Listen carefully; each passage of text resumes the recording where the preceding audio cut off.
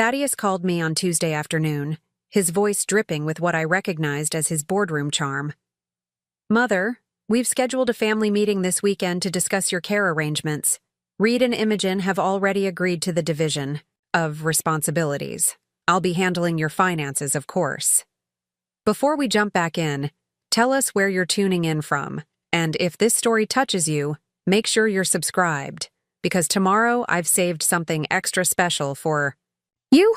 I listened with my teacup poised halfway to my lips, the chamomile going cold as he continued outlining how they would streamline my affairs. My gaze drifted to the letter from Dr. Kincaid on my writing desk, its clinical language confirming what I'd suspected for months: stage 3 pancreatic cancer. Terminal, 6 months, perhaps 8 with aggressive treatment. "That's very thoughtful, darling," I replied, my voice steady despite the heaviness in my chest. "I'll see you all on Saturday." I hung up before he could hear the slight tremor in my breath. Outside my window, the morning fog rolled in from Mistral Harbor, shrouding the garden in a pearly haze. The roses I'd planted 40 years ago were just beginning their autumn bloom, deep crimson against the weathered stone of Wisteria Cottage. My children thought they knew everything about me. They pictured their mother as a fragile widow, an aging eccentric whose mind was slipping alongside her health.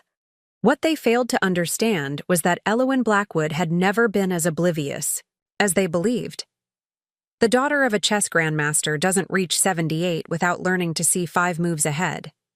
I opened my bureau drawer and retrieved the leather-bound journal I'd kept since my husband Alaric passed 12 years ago. The edge of a legal document peeked from between its pages, my revised will, signed and notarized 3 months earlier. The timing had been fortunate. I'd acted on instinct, not proof. But instinct had served me well throughout my life.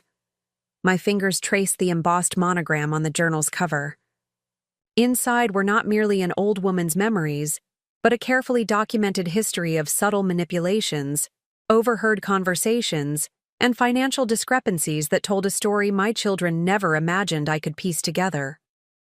3 months ago, I'd begun to notice the pattern.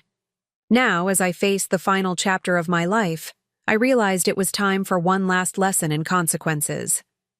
I first suspected something was amiss during the spring solstice celebration. Each year, I host a gathering at Wisteria Cottage for the town's oldest families. The tradition dates back to my grandmother's time, an evening of music, poetry, and reminiscence beneath the ancient wisteria that gives my home its name. That evening, as twilight settled over Mistral Harbor and the string quartet played Debussy in the garden, I overheard a conversation I wasn't meant to hear. I had stepped inside to retrieve more champagne flutes when Thaddeus's voice drifted from my study. "She doesn't need to know.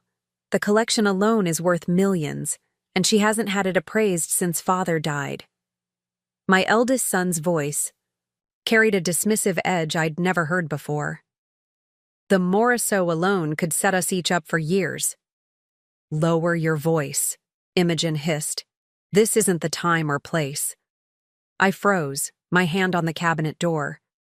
The Morisot had been Alaric's wedding gift to me, a small, luminous painting of a woman reading in a garden, the artist's brushstrokes capturing perfect contentment in blues and greens. "Reed's hesitating," Thaddeus continued. "Says he's worried about her finding out." "Reed worries too much," Imogen replied. "Mother hasn't even noticed the Klimt sketch is gone. I replaced it with a reproduction months ago."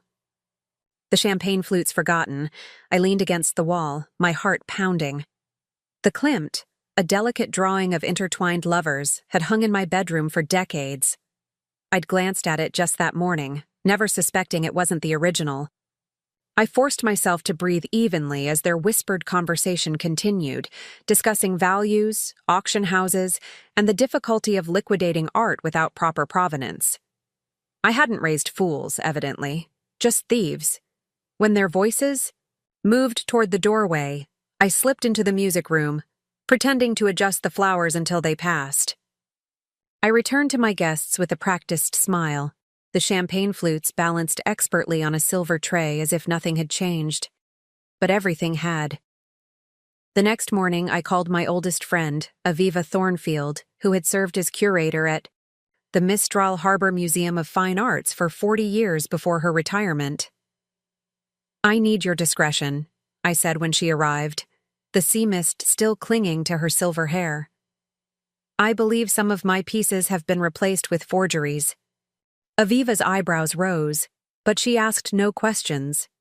Instead, she removed her rain jacket and followed me from room to room.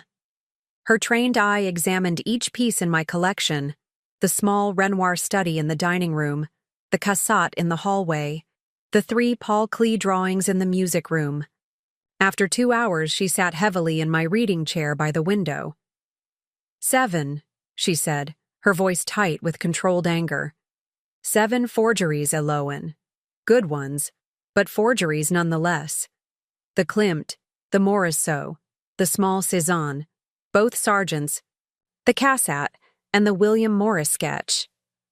I poured us both a measure of scotch, though it was barely noon. My hands didn't shake, which surprised me.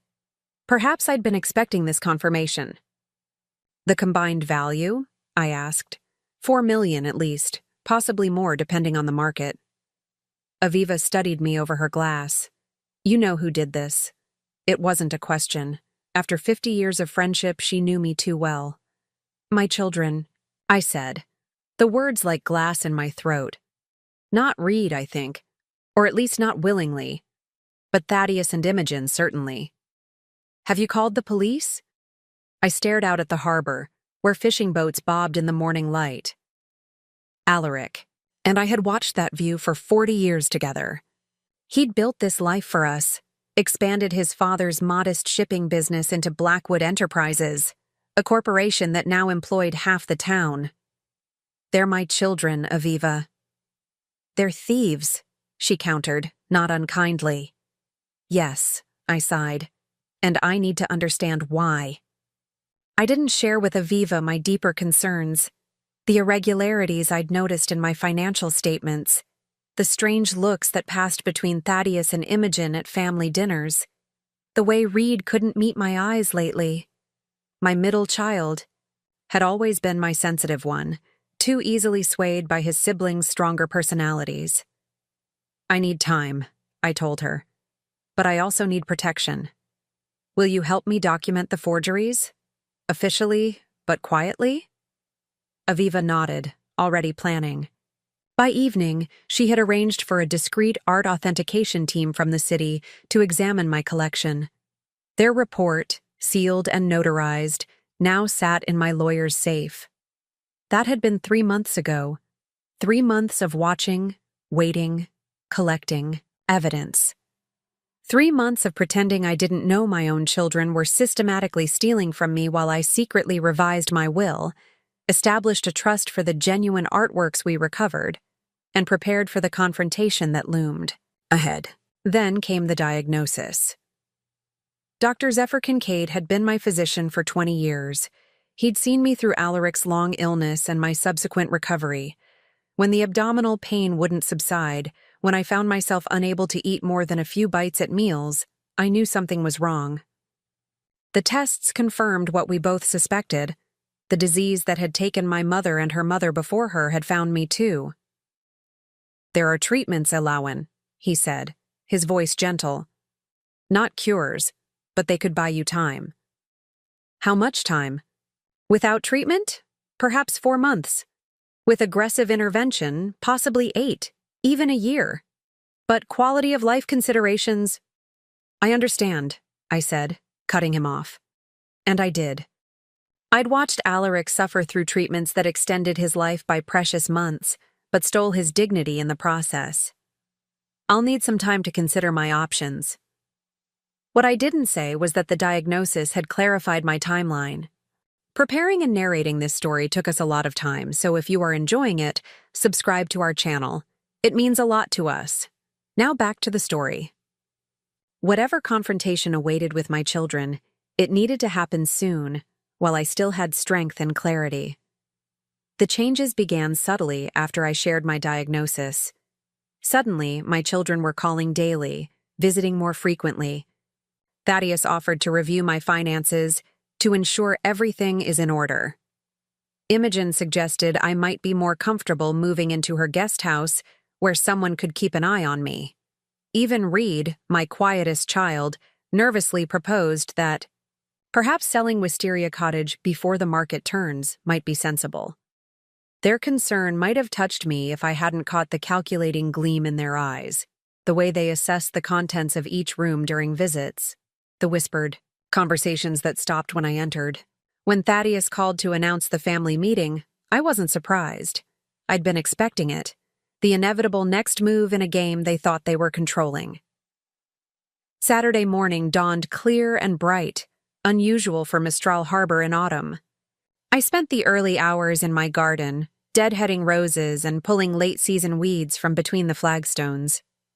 The physical work centered me, preparing me for the confrontation ahead. By noon, I had bathed and dressed in a blue silk dress Alaric had always loved, secured my silver hair in its usual chignon, and applied a touch of lipstick. If this was to be a battle, I would face it with dignity. They arrived together, which immediately confirmed my suspicions. My children rarely coordinated anything unless plotting was involved. Thaddeus led the way, immaculate in a charcoal suit that probably cost more than most Mistral Harbor residents earned in a month. At 49, my eldest had his father's height and coloring, but none of his warmth. Where Alaric's eyes had sparkled. With humor, Thaddeus's remained coolly assessing, calculating returns on emotional investments. Imogen followed, elegant in cream linen, her auburn hair swept into a sophisticated twist. At 46, my daughter had built a reputation as a formidable corporate attorney. I'd always admired her sharp mind, but worried about the hardness that had gradually replaced her childhood compassion. Reed entered last, hesitating at the threshold as if reluctant to fully commit to whatever scheme his siblings had orchestrated. At 43, my youngest still retained a boyish quality, despite the gray threading through his dark hair. His eyes, so like mine, couldn't quite meet my gaze. "Mother," Thaddeus embraced me with practiced affection. "You look well." "Appearances can be deceiving," I replied, kissing his cheek. "Come in. I've prepared lunch." I led them to the sunroom, where I'd set the table with my grandmother's china and crystal. The autumn light streamed through the windows, illuminating the spread of poached salmon, fresh bread, and seasonal vegetables from my garden. "This is lovely, Mother, but you shouldn't have gone to the trouble," Imogen said, taking her usual seat. "We could have brought something." "It's no trouble to feed my children in my own home," I replied, pouring white wine into their glasses. "Besides, cooking focuses my mind." "Speaking of your mind," Thaddeus began, not bothering to wait until we'd finished our meal. "We've been concerned about how you'll manage on your own with this diagnosis." "Have you?" I took a small bite of salmon, savoring its delicate flavor. "How thoughtful." Imogen shot her brother an annoyed glance before turning to me with practiced sympathy. "What Thaddeus means is that we want to help distribute the burden of managing your affairs while you focus on your health." "Distribute the burden," I repeated, setting down my fork. "What an interesting choice of words." Reed shifted uncomfortably in his chair. "Mother, we're just worried about you." "Are you, Reed?" I asked gently. "Or are you worried about something else? Perhaps the Klimt sketch that used to hang in my bedroom? The one that was replaced with a rather skillful forgery?" The silence that fell over the table was absolute. Thaddeus recovered first, his expression carefully neutral. "I don't know what you're talking about. Perhaps your medication is making me confused?" I finished for him. "That would be convenient, wouldn't it? An addled old woman making wild accusations." I took a sip of water. "Unfortunately for you, I'm not taking any medication that affects my cognitive function. and I had all 7 forgeries professionally authenticated 3 months ago. Imogen's face paled beneath her perfect makeup. 7? Yes, dear. The Klimt, the Morisot, both Sargents, the Cassatt, the Cézanne, and the William Morris sketch. Did you think I wouldn't notice? Reed looked physically ill. Mother, I wanted to tell you. I tried to stop them. But you didn't, I said softly. You knew, and you said nothing. Thaddeus's mask slipped, revealing a flash of anger. This is absurd. We've been managing your affairs because you're clearly not capable. Managing? I interrupted. Is that what you call embezzling from your mother? Because that's what the forensic accountant called it when he examined the discrepancies in my financial statements. I reached for the folder beside my plate and opened it, sliding documents across the table.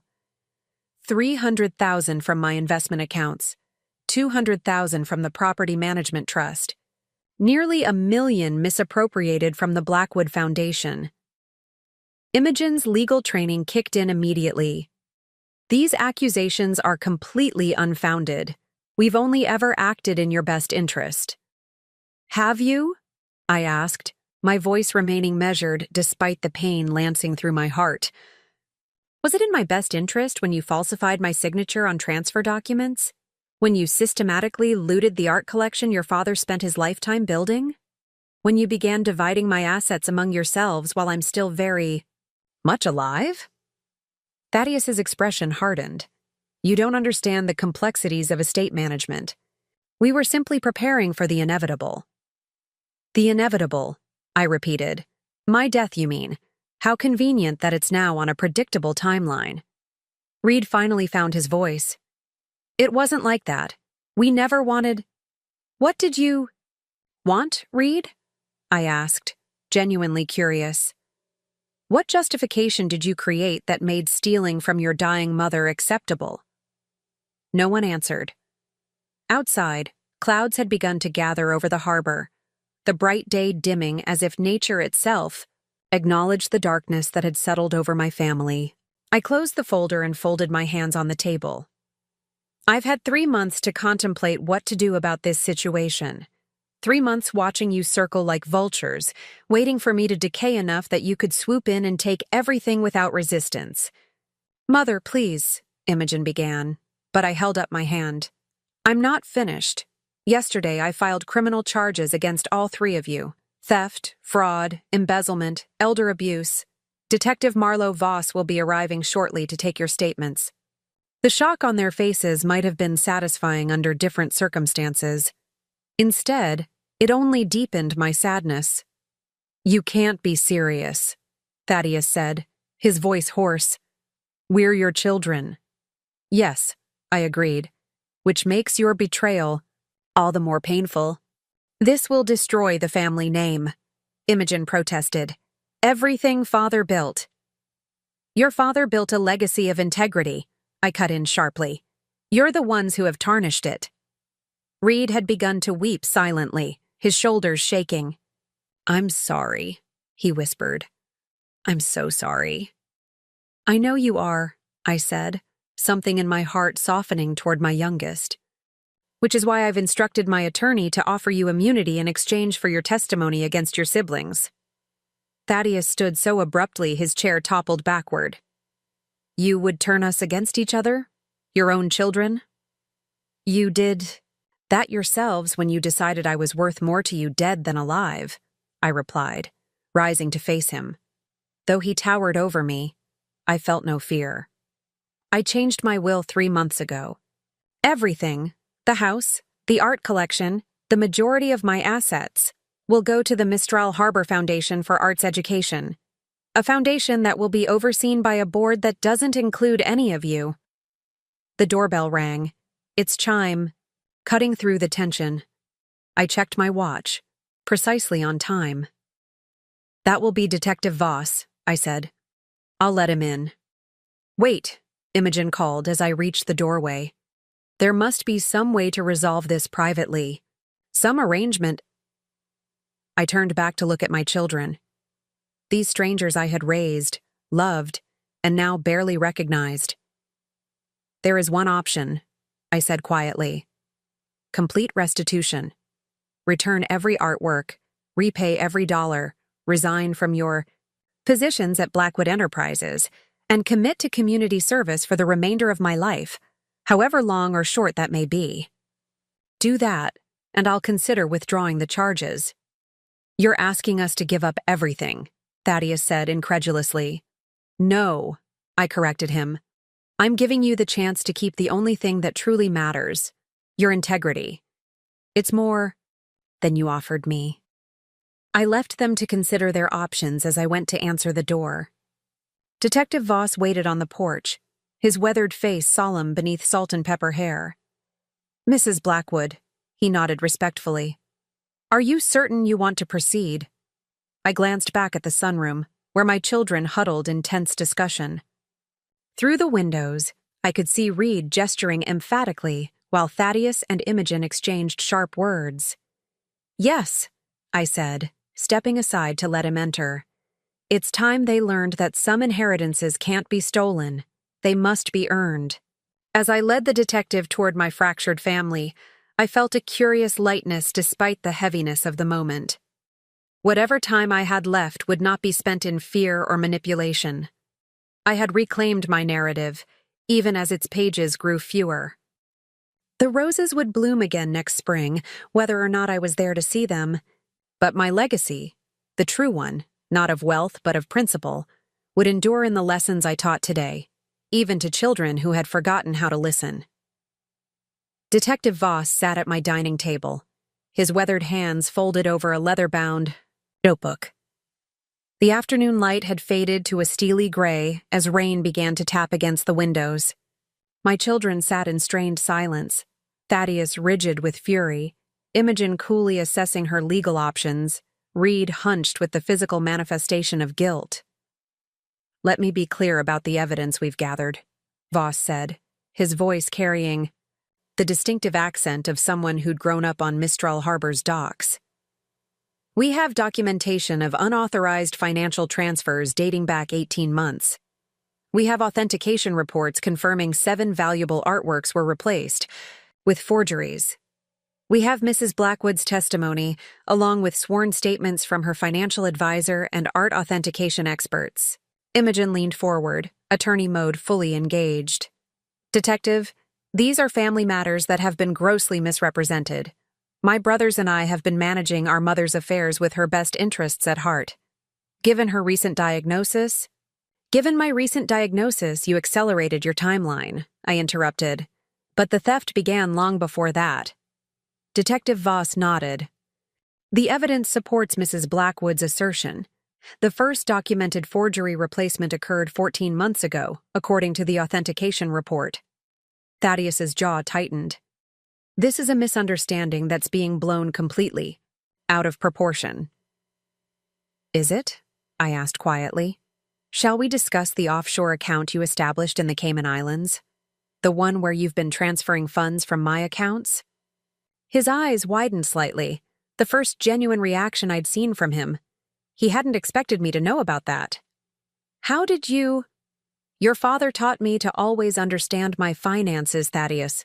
Just because I allowed you to manage some aspects of my estate didn't mean I stopped paying attention. Reed looked up, his face ashen. I told you she would find out. I told you both this was wrong. Shut up, Reed, Imogen hissed. Detective Voss made a note in his book. Mr. Blackwood, if you'd like to make a formal statement separate from your siblings, we can arrange that. Before Reed could respond, Imogen cut in. No one is making any statements. We're calling our attorneys first. That's your right, Voss acknowledged. But given the evidence, I'm obligated to inform you that all 3 of you are facing serious charges. Mrs. Blackwood has indicated a willingness to discuss alternative arrangements, but those discussions would need to happen soon. Thaddeus stood abruptly. We need to confer privately. I nodded. Use the library. Detective Voss and I will wait here. When they had left the room, Voss turned to me. Are you certain about offering them an alternative? The evidence supports prosecution. I gazed out at the rain now falling steadily over the harbor, silvering the water's surface. They're still my children. Even after what they've done? Especially after what they've done. I turned back to him. They need to understand consequences, detective. Real ones. But I don't need to see them in prison to achieve that. He studied me for a long moment. You're an unusual woman, Mrs. Blackwood. I've had an unusual life, and now a very definitive endpoint to consider. I poured us both tea from the pot that had gone cold during the confrontation. When you know exactly how little time you have left, you become very clear about what matters. In the library, I could hear raised voices, Thaddeus's angry baritone, Imogen's clipped legal arguments, Reed's pleading tenor, the family tapestry unraveling thread by thread. After 20 minutes, they returned. Reed's eyes were red-rimmed. Imogen's mouth set in a tight line. Thaddeus, surprisingly, looked defeated. "We're prepared to discuss restitution," he said stiffly. I nodded. "Detective, would you excuse us? I believe this has become a family matter again." Voss hesitated. "Are you sure that's wise, Mrs. Blackwood?" "No," I admitted with a small smile. "But it's necessary." After the detective departed with a promise to return the following day, I faced my children across the dining table. The rain had intensified, drumming against the roof in a steady rhythm that filled the silence between us. "Your terms?" Thaddeus said flatly. I took a deep breath. "Complete financial restitution. Every dollar returned to my accounts and the foundation. All artwork returned or recovered at your expense. Your immediate resignations from Blackwood Enterprises and the Foundation Board. And 2 years of community service. Real service, not some token board position." "You're destroying everything Father built," Imogen protested. "No," I corrected her. "Your father built a company on integrity and community investment. You're the ones who have corrupted that legacy. The company will continue under new leadership." "And if we refuse?" Thaddeus challenged. "Then Detective Voss returns tomorrow with arrest warrants. The evidence goes public. The Blackwood name becomes associated not with philanthropy and business acumen, but with elder abuse and fraud." I met each of their eyes in turn. "Is that what you want?" Reed spoke first. "I'll do it. Whatever you ask. I'll sign whatever you need." Imogen shot him a venomous look. "You always were weak." "No," I said sharply. "Recognizing wrongdoing and accepting consequences isn't weakness, Imogen. It's the first step toward redemption." Thaddeus laughed bitterly. "Redemption? You're talking as if we've committed some terrible crime. We were protecting our inheritance." "From whom?" I demanded, my composure finally cracking. "From me? The mother who raised you? Who supported every ambition, celebrated every success, comforted every failure? Who gave you every advantage?" I leaned forward, my voice quiet but intense. "I would have given you everything freely. All you had to do was wait. Instead, you decided to lie, to manipulate a dying woman." The silence that followed was broken only by the sound of Reed's stifled sob. "You have until tomorrow morning to decide," I said, rising from the table. "I'm tired now. Detective Voss will return at 10. Either have your signed agreements ready or prepare for the consequences." I left them sitting in my dining room, 3 strangers with my blood in their veins, but apparently none of my values. As I climbed the stairs to my bedroom, exhaustion washed over me. Not just physical fatigue from the cancer slowly consuming me from within, but a bone-deep weariness of spirit. In my room, I locked the door behind me and sank onto the edge of my bed. Only then did I allow the tears to come, silent and burning. I wept not for myself, but for the children I had lost long before any diagnosis, lost to greed, to entitlement, to the corrosive belief that wealth was more important than integrity. When had it happened? Was it something Alaric and I had done? Some lesson we failed to teach? Some value we neglected to instill? Or was it the gradual erosion that wealth sometimes brings, wearing away compassion and gratitude until only acquisition remains? I don't know how long I sat there, but eventually the tears subsided. I moved to the window seat that overlooked the harbor, watching the rain blur the lights of the fishing boats into watery stars. The same view that had comforted me through Alaric's illness now offered solace again. A soft knock at the door startled me. "Mother?" Reed's voice, hesitant and raw. "May I speak with you?"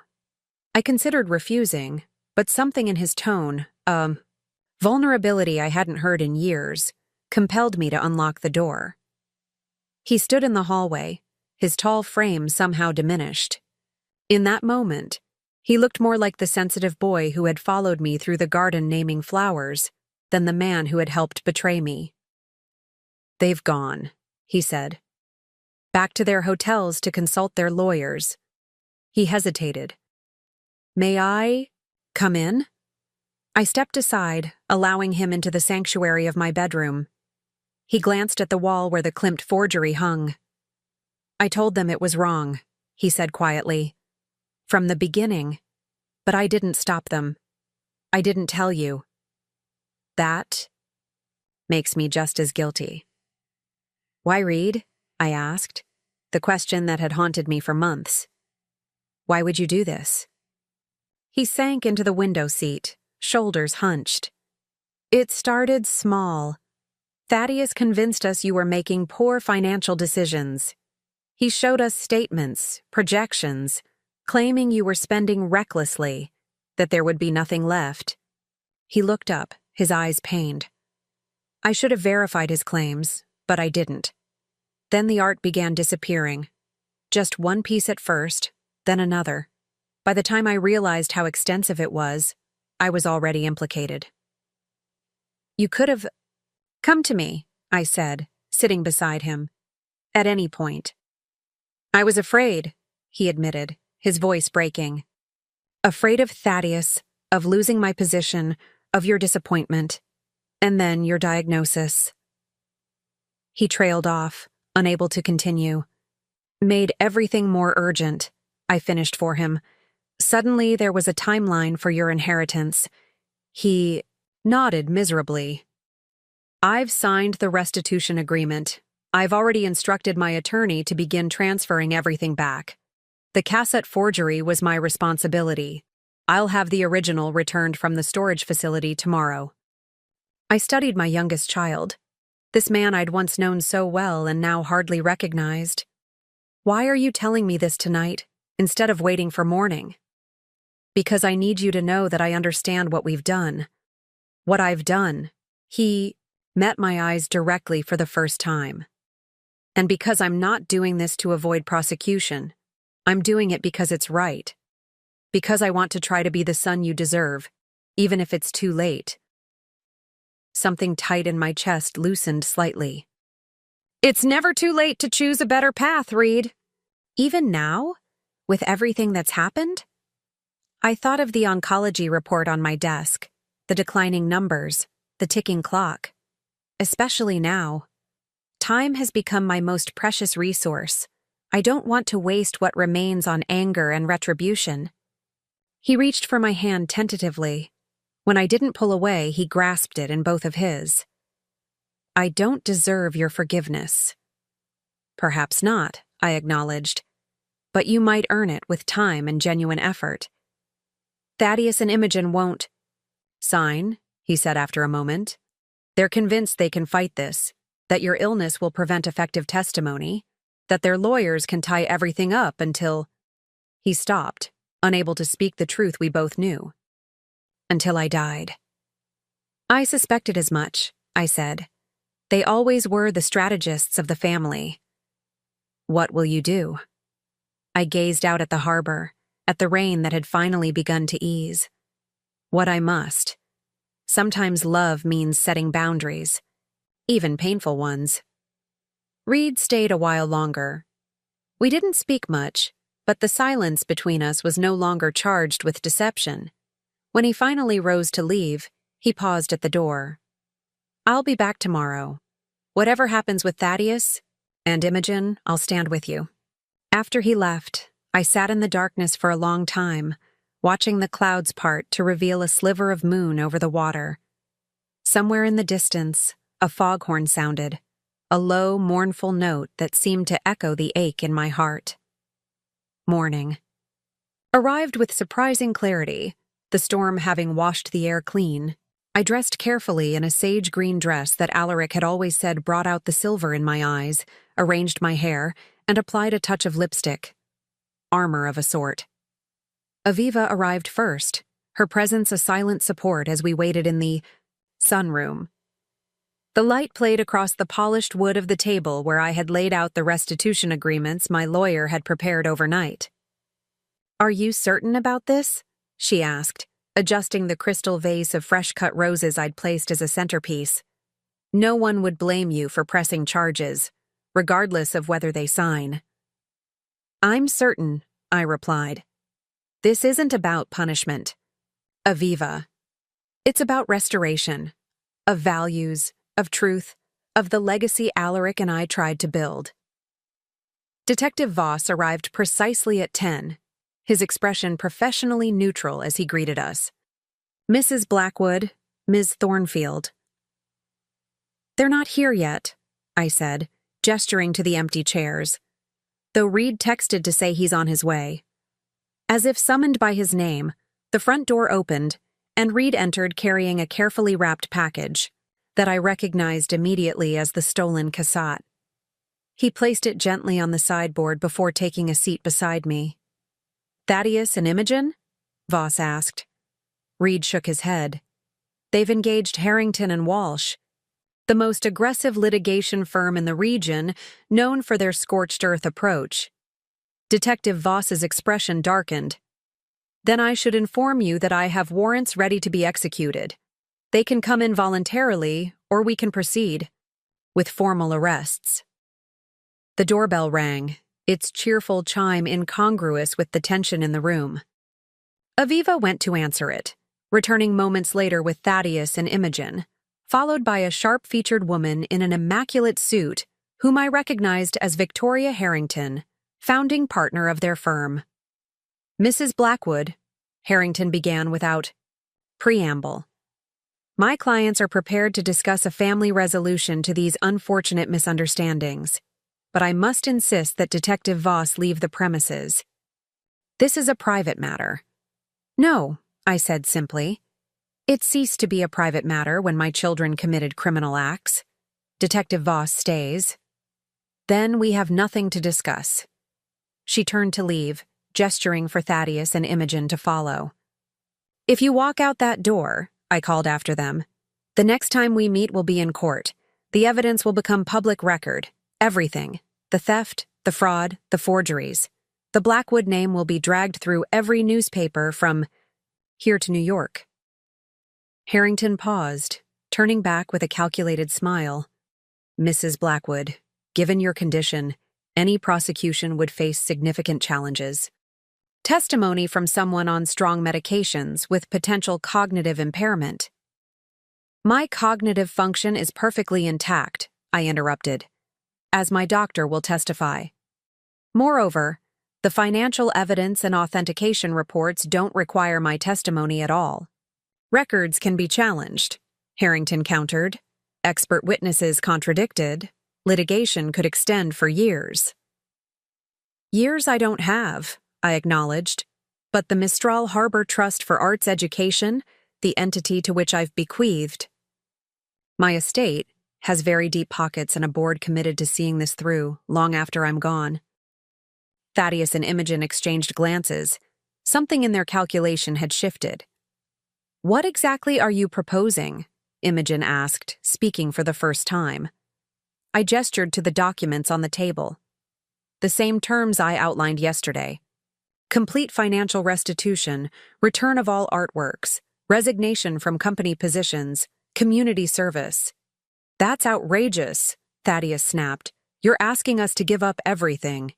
No, Reed said quietly. She's asking us to give back what was never ours to take. Harrington placed a restraining hand on Thaddeus's arm.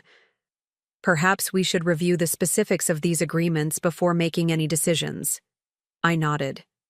Of course, but be aware that this offer expires when you leave this room. After that, Detective Voss will proceed as the law requires.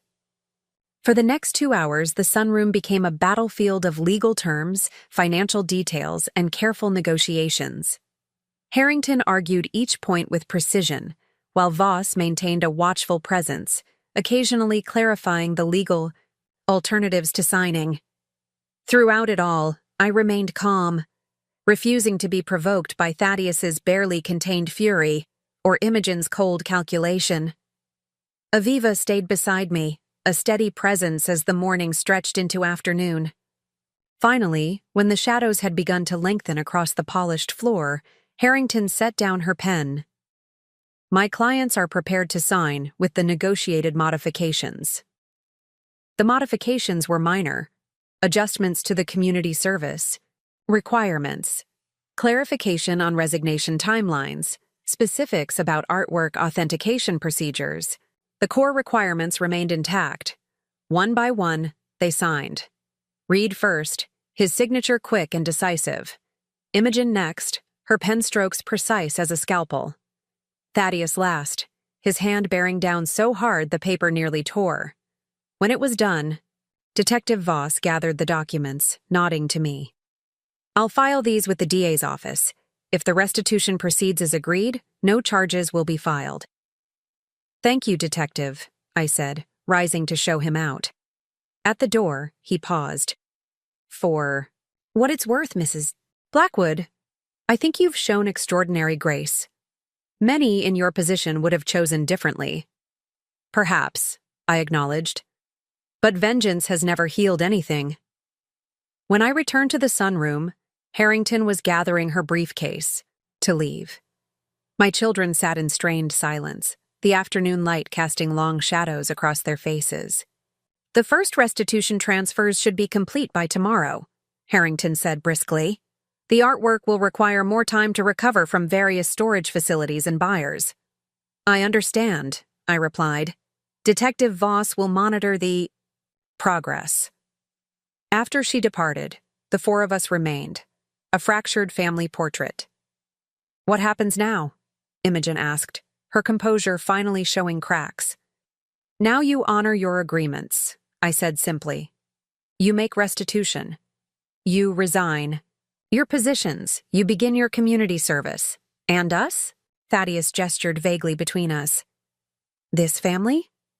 I studied him, my firstborn, who had his father's bearing but none of his heart. That depends on you, on all of you. Rebuilding trust requires more than signed documents. It requires genuine remorse, consistent action, and time. Time you don't have, he said bluntly. Thaddeus! Reed hissed, appalled. I held up my hand. No, he's right to name it. My time is limited, which means you have limited opportunity to begin making amends. What you do with that opportunity is your choice. Imogen stood, smoothing her skirt with trembling hands. I should go. I need to inform the board of my resignation. Yes, I agreed. You should. Thaddeus rose as well, his expression unreadable. This isn't over. It is, I corrected him gently. The only question is what comes next. They left without embracing me, without the customary kisses on the cheek that had become as meaningless as their professed concern.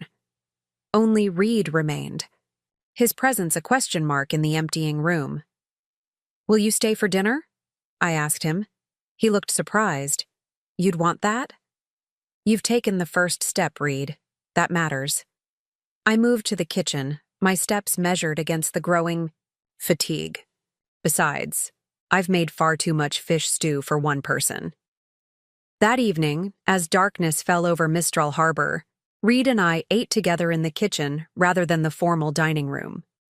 The conversation was halting at first, weighted with all that had happened, but gradually eased into something approaching normal. When he helped me clear the dishes, his movements were careful, deliberate, as if handling fragile treasures rather than everyday china. "You don't need to treat me like I'll break," I told him. "The diagnosis doesn't change who I am." He set down the plate he was drying, his expression serious. "I know who you are, Mother. That's what makes what we did so unforgivable.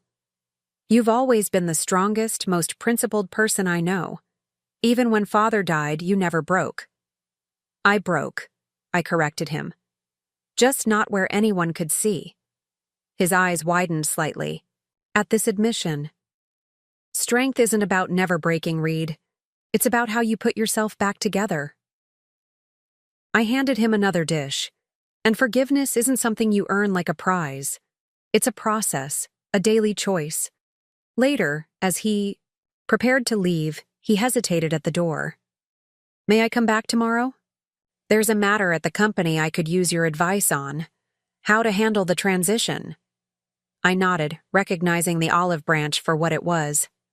"I'd like that." After he left, I moved through the quiet house, turning off lights, checking locks, the habits of a lifetime. In the study, I paused before the portrait of Alaric that hung above the fireplace. His eyes, so like Thaddeus's in color, but so different in expression, seemed to follow me with familiar warmth. "What would you have done?" I asked the empty room, my voice soft in the darkness. "Would you have forgiven them so readily?" The portrait offered no answer, but I could almost hear his voice, the gentle rumble that had been my compass for 40 years. "You always did see the path to healing more clearly than I did, Elowen. Trust your heart." In my bedroom, I opened the leather journal and made a new entry, documenting the day's events with the same careful attention I'd given to recording the evidence of my children's betrayal. But this time I added something more. My hopes for what might still be salvaged. My prayers for healing that might extend beyond my limited time. The path forward was uncertain. Thaddeus and Imogen might never truly reconcile with me before the end. Reed's redemption had only just begun. The family Alaric and I had built might never fully recover from this fracture. But as I closed the journal and prepared for sleep, I felt a curious peace settle over me. I had done what needed to be done, not in anger or vengeance, but in the hope that truth might eventually lead to reconciliation. Whether I lived to see that reconciliation was less important than knowing I had created the possibility for it. Outside my window, the lighthouse at the harbor's edge swept its beam across the dark water, a rhythm as steady and reassuring as the beating of my heart. For now, that was enough. For now, I was still here, still Elowen Blackwood, still the keeper of my own story, and tomorrow would bring what it would bring. I woke before dawn, the pain more insistent than usual. Dr. Kincaid had left me prescriptions for stronger medications, but I'd been reluctant to take them, preferring clarity of mind over comfort of body. This morning, however, I reached for the orange bottle on my nightstand, measuring out the smallest effective dose. Some battles weren't worth fighting. As the medication gradually dulled the sharp edges of my discomfort, I watched the first, tentative rays of sunlight filter through the mist that clung to Mistral Harbor. The fishing boats were already moving out, their running lights creating constellations on the dark water. I'd always loved this hour, the world suspended between night and day, holding its breath before the rush of morning. The revelations and confrontations of yesterday had left me drained, but also unexpectedly unburdened. The truth, painful as it was, had finally been spoken aloud. The silent knowledge I'd carried for months had been transferred from my shoulders to where it properly belonged with my children. I dressed slowly, choosing a soft cashmere sweater the color of sea glass against the growing autumn chill. My movements were more deliberate these days, not just from pain but from a desire to fully inhabit each moment. When your future contracts to a matter of months, you develop a different relationship with time. Downstairs, I found Aviva already in the kitchen, measuring coffee grounds into the French press. She looked up when I entered, her shrewd eyes assessing. "You slept," she observed, sounding mildly surprised. "Better than I have in weeks," I admitted, settling at the breakfast nook. She nodded, satisfied. "Telling the truth will do that." Aviva had been staying in my guest room since the diagnosis, coming and going as her own schedule allowed, but providing a steady presence during this tumultuous time. In 50 years of friendship, we'd developed the comfortable rhythms of people who no longer needed to explain themselves to each other. "Reed is coming by this morning," I told her as she placed a mug of coffee before me. "He wants advice about the company transition." Aviva's eyebrows rose slightly. "That was quick. Do you trust it?" I considered her question carefully. "I trust that he feels genuine remorse. Whether that translates into lasting change." I shrugged. "Time will tell." "Time you don't have much of," she pointed out, her bluntness one of the qualities I'd always valued in her. "Perhaps not, but I have enough to begin the process." I sipped my coffee, savoring its rich bitterness. "And in the meantime, we have more pressing matters to address. The Foundation Board meets tomorrow, and they'll need to be informed about the changes." The Blackwood Foundation for Arts Education had been Alaric's passion project, established 30 years ago to provide artistic opportunities for Mistral Harbor's underprivileged youth. Over the decades, it had grown to encompass scholarships, community programs, and a small but excellent gallery downtown. With Thaddeus and Imogen resigning from the board, new leadership would need to be established quickly. "I've been thinking about that," Aviva said, sliding a folder across the table. "These are my recommendations for new board members. People with the right combination of financial acumen, artistic understanding, and ethical backbone." I opened the folder, scanning the list of names. Most were familiar, respected members of the community who had demonstrated commitment to the Foundation's mission over the years. One name, however, caught me by surprise. "Reed?" I looked up at Aviva. "You're suggesting keeping him on the board?" She shrugged, her silver hair catching the morning light. "He's shown remorse. He's making restitution. And unlike his siblings, he actually cares about the Foundation's mission, not just its prestige." "It's a risk," I mused. "Life is risk, Elowen. Besides, keeping him engaged gives him a chance to rebuild, not just his relationship with you, but his own integrity." Before I could respond, there was a knock at the door. Aviva rose to answer it, returning moments later with Reed. He carried a leather portfolio and a white bakery box that filled the kitchen with the scent of cinnamon. "Pastries from Harborside." "Bakery," he said, setting the box on the counter. "I remember you always liked their morning buns." Such a small gesture, yet it caught me off guard. This evidence that he still remembered my preferences, still cared enough to act on that knowledge. "Thank you," I said simply. "Coffee?" We settled around the kitchen table, the three of us forming a tentative truce as Reed opened his portfolio and began outlining the situation at Blackwood Enterprises. "Thaddeus called an emergency board meeting last night. He's presenting the resignations as a strategic restructuring rather than admitting the truth." Reed spread several documents before me. "These are the current board members, company bylaws regarding succession, and financial projections for the next quarter." I studied the papers, noting the familiar names. Most of the board had been appointed during Alaric's time, with a few newer additions championed by Thaddeus. "The critical question," Reed continued, "is whether to disclose the real reason for the resignations. If we don't, we're perpetuating a lie. If we do, the company's reputation could suffer," I finished. "For him, precisely." I considered the dilemma, weighing truth against practicality. The company employed over 200 people in Mistral Harbor, their livelihoods intertwined with its success. "We tell a version of the truth," I decided finally. not the full lie. Details, those remain private as part of our agreement, but enough that there's no deception.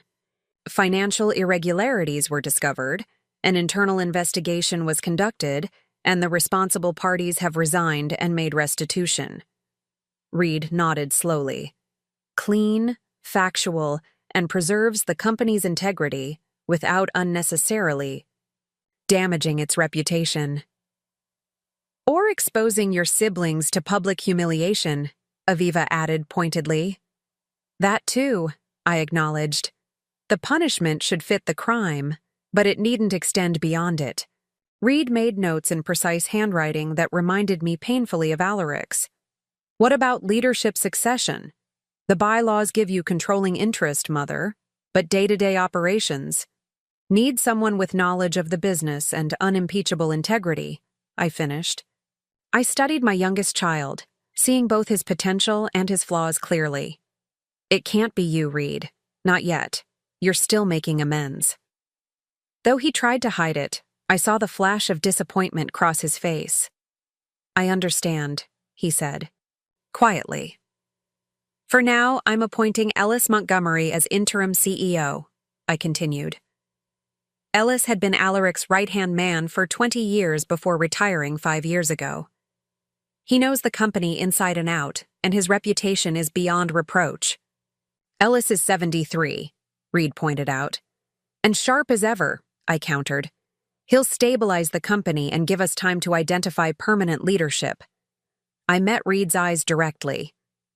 This doesn't mean you can't earn your way back, but trust must be rebuilt step by step. He nodded, accepting the decision with more grace than I'd expected. I'll contact Ellis today, and I've already drafted my formal resignation from the foundation board. I exchanged a glance with Aviva, who gave an almost imperceptible nod. About that, I said, I'd like you to remain on the foundation board, under supervision. Consider it part of your community service, and a chance to demonstrate your commitment to redemption. Reed looked stunned. You'd still trust me with that responsibility? After everything? Trust is earned, I reminded him.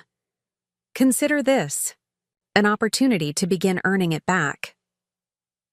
After Reed left, promising to return with updates after speaking with Ellis, Aviva and I walked in the garden. The October air held the crisp promise of winter, but the late roses still bloomed defiantly along the stone path. You're giving him a chance his siblings won't get, Aviva observed as we paused by the small reflecting pool Alaric had installed for our 30th anniversary. Reed chose a different path yesterday, I replied, watching a fallen leaf drift across the water's surface. He chose truth over self-protection. That deserves acknowledgement. And Thaddeus and Imogen? I sighed, feeling the weight of maternal grief press against my chest. They made their choices too. If they demonstrate genuine change, they'll find doors opening for them as well. But I won't hold my breath waiting for that transformation. Nor should you, Aviva agreed, her tone softening. You've been extraordinarily fair, Elowen, more fair than many would be in your position. We continued our slow circuit of the garden, pausing occasionally for me to rest on one of the stone benches placed strategically along the path. My stamina was declining more rapidly than I cared to admit, each day bringing new limitations. Have you decided about treatment? Aviva asked as we returned to the house, her question voicing the concern she'd been carefully avoiding. I removed my gardening gloves, considering my answer.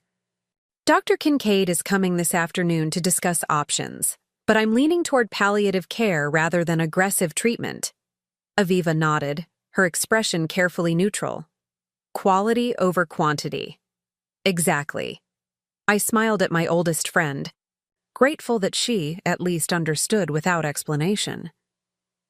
I've watched too many people spend their final months in misery for the sake of a few extra weeks. I'd rather have less time fully present than more time lost in a fog of medication and suffering.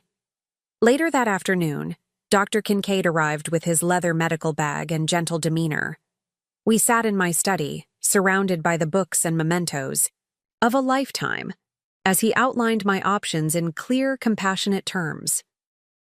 The standard protocol would be aggressive chemotherapy combined with radiation, he explained.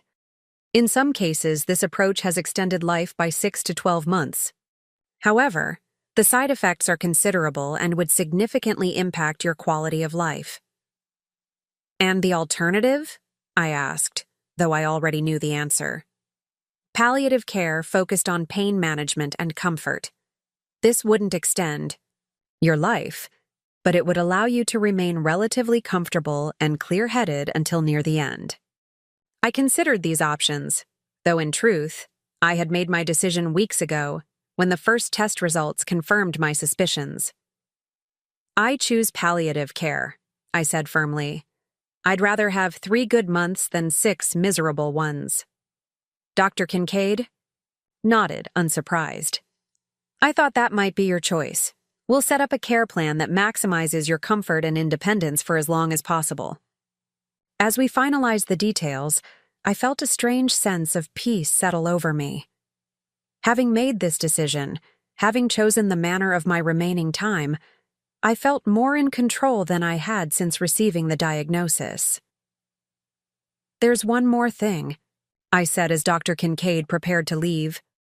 I'd like your help organizing my medical directives and end-of-life plan. I want everything clearly documented to prevent any confusion later. He understood immediately what I was asking. With my children's recent behavior, I couldn't risk leaving any aspect of my final care to chance or conflicting interpretations. Of course, he agreed. I'll have the hospital's patient advocate contact you. They specialize in these matters and can ensure everything is properly documented and legally binding. After he left, I returned to the study, where Aviva was organizing papers for the foundation meeting. I've made my decision, I told her simply. She looked up, her eyes reflecting understanding. Palliative care? I nodded. Good, she said. That sounds like you, practical, dignified, and on your own terms. I smiled, grateful yet again for her straightforward acceptance. Now we need to prepare for tomorrow's foundation meeting. I want to announce the new board composition and outline our expanded mission. For the next several hours, we worked side by side, restructuring the foundation that would become my primary legacy.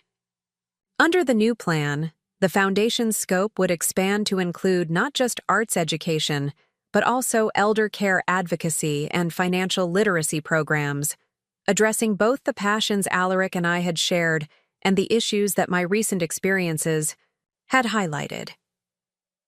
As evening approached, bringing with it the golden light that made Mistral Harbor famous among painters, my phone rang. The caller ID showed Imogen's number, the first contact from her since yesterday's confrontations. Should I give you privacy? Aviva asked, gathering her papers.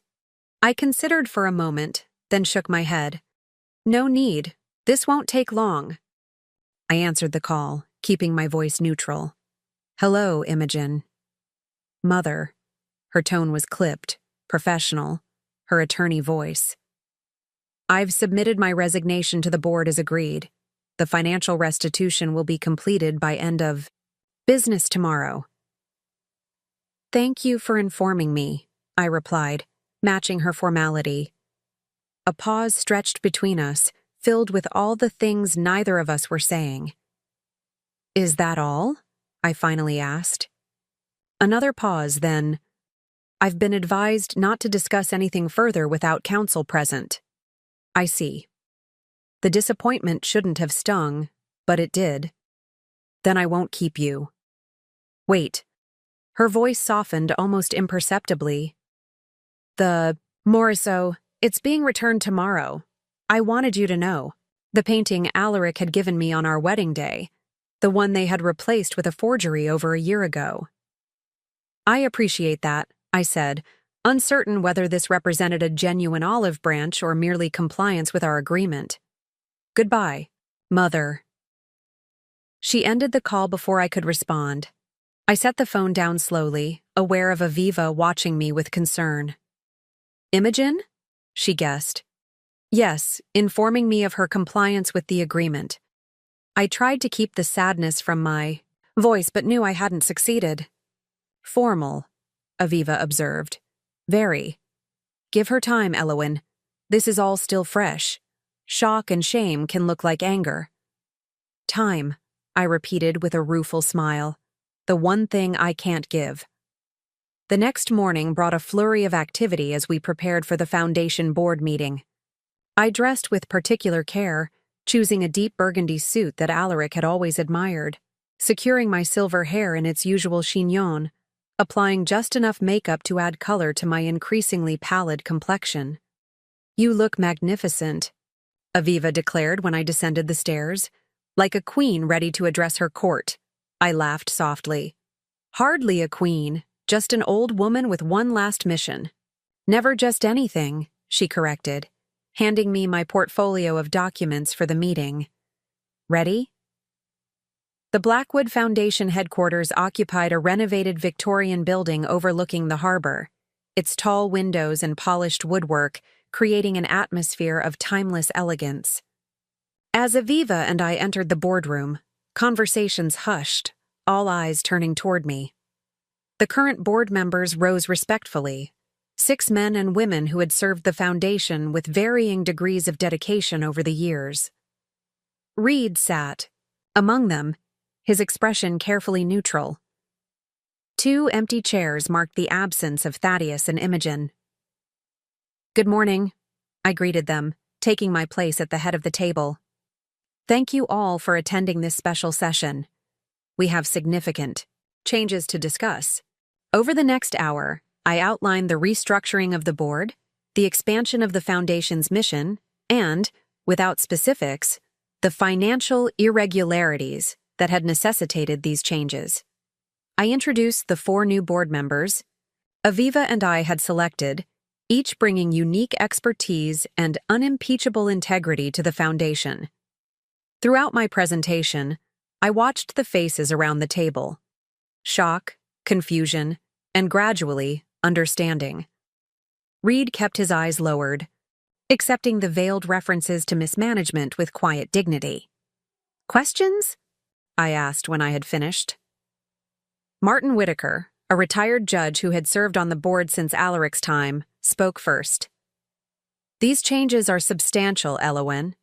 While I don't doubt your judgment, I'm concerned about the timing, given your health situation. I nodded, appreciating his directness.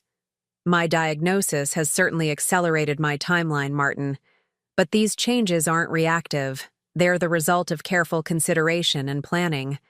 The Foundation's mission has always been to invest in this community's future. These adjustments will ensure that mission continues long after I'm gone. And the leadership transition? Asked Catherine Torres, the board's financial advisor. With Thaddeus and Imogen stepping down, and you. She hesitated delicately. Dying? I supplied with a small smile. You can say it, Catherine. I'm not afraid of the word. An uncomfortable ripple moved around the table. Death, even when imminent, remained the ultimate conversational taboo. Yes, she continued, flushing slightly. With those factors, how will continuity be maintained? I'm appointing Aviva Thornfield as executive director, effective immediately, I announced. Her experience as museum curator gives her unparalleled knowledge of arts programming, and her lifetime in Mistral Harbor ensures she understands our community's needs. Aviva, seated to my right, inclined her head in acknowledgement of the appointment we had discussed months earlier. Additionally, I continued, the new governance structure includes 3-year term limits and mandatory rotation of leadership positions. No single person, including me, should have indefinite control over the Foundation's direction. The meeting continued with discussion of specific programs, budget allocations, and implementation timelines. Throughout, I remained engaged but increasingly aware of my body's limitations, the energy required to maintain my focus draining me more quickly than it once had. When we finally adjourned 2 hours later, I remained seated as the others gathered. their materials and departed, offering congratulations to the new appointees and respectful farewells to me. Reed lingered until the room had emptied except for Aviva and myself. "You've been planning this for months," he said, not quite a question. Yes, I saw no reason to deny it. Since I first discovered the financial discrepancies. Before your diagnosis? Before I knew it was cancer, I clarified. But I suspected something was wrong with my health. The timing was fortuitous, in a way. It forced me to accelerate plans I might otherwise have delayed. Reed nodded slowly, processing this information. The foundation will be stronger for these changes, more transparent, more accountable. That was the intention, I agreed. He hesitated, then asked the question I could see had been bothering him throughout the meeting. Why did you keep me on the board? The real reason. I studied my youngest child, seeing both the boy he had been and the man he was still becoming. Because everyone deserves the chance to rebuild what they've broken, Reed. Even you. Especially you. Even Thaddeus and Imogen? He asked quietly. If they choose that path, yes. The door remains open. Whether they walk through it is their decision. As Aviva helped me gather my papers, Reed stepped forward hesitantly. May I drive you home? I'd like to continue our conversation, if you feel up to it. I considered his offer, weighing my fatigue against the opportunity this represented. Yes, I decided. That would be fine. The drive back to Wisteria Cottage took only 10 minutes, but it marked the first time Reed and I had been truly alone since the confrontation. As he navigated the familiar streets of Mistral Harbor, I gazed out at the town Alaric and I had called home for over 4 decades. I'm stepping down as head of the technology division, Reed said as we turned onto Ocean View Drive. Not just because of our agreement, but because it's the right thing to do. I've recommended Maya Chen as my replacement. I nodded approvingly. Maya was brilliant, ethical, and had been overlooked for advancement too many times under Thaddeus's leadership. A wise choice, I said. She'll excel in the role. I've also enrolled in a financial ethics course at the community college, he continued. And I've been in touch with the senior center about volunteer opportunities. His earnestness both moved and saddened me. He was trying so hard, so late. Those are positive steps, Reed. As we pulled into my driveway, he turned to face me fully for the first time. I know I can't fix this, Mother. I know I can't undo what's been done or give you back the time we've wasted with deception. But I want you to know I'm trying to be the son you deserve, even in the time we have left. The echo of his words from our earlier conversation struck me deeply. I believe you are, I said softly. And that matters more than you know. Inside, as Reed prepared tea in the kitchen, another small gesture of caretaking, I settled in my favorite chair by the bay window, watching the afternoon light play across the harbor waters. The foundation meeting had drained me more than I cared to admit, the pain in my abdomen asserting itself with increasing insistence. Reed returned with a tray, setting it carefully on the coffee table before taking the seat opposite me. You're in pain, he observed, his voice gentle. Yes, I acknowledged. No point in denial. The evidence was written in the tightness around my eyes, the careful way I held myself. Is there anything I can do? I smiled slightly at the question. So simple, yet reflecting the fundamental shift in our relationship. A week ago, he wouldn't have noticed my discomfort, let alone offered assistance. Just sit with me for a while, I said. Tell me about your life, not the parts I already know, but the things you haven't shared. Your hopes, your regrets, your questions. For the next hour, as the tea grew cold and the afternoon light softened toward evening, Reed opened up in ways he hadn't since childhood. He spoke of his failed marriage 5 years earlier, his growing disillusionment with the corporate world, his private passion for landscape photography that he'd pursued in solitary pre-dawn excursions to the coastline. I listened, asking occasional questions but mainly absorbing this gift, the gift of genuine connection with my child, however belated. When he finally rose to leave, promising to return the following day, I felt a bittersweet mixture of gratitude and regret. Grateful for this reconciliation, regretful that it had taken my impending death to make it possible. After he left, I remained by the window, watching the first stars appear over Mistral Harbor. The day's events had confirmed what I had long suspected, that true legacy wasn't measured in assets or artworks, but in values transmitted, in seeds planted that might bloom long after the gardener was gone. My body was failing, but my purpose had never been clearer.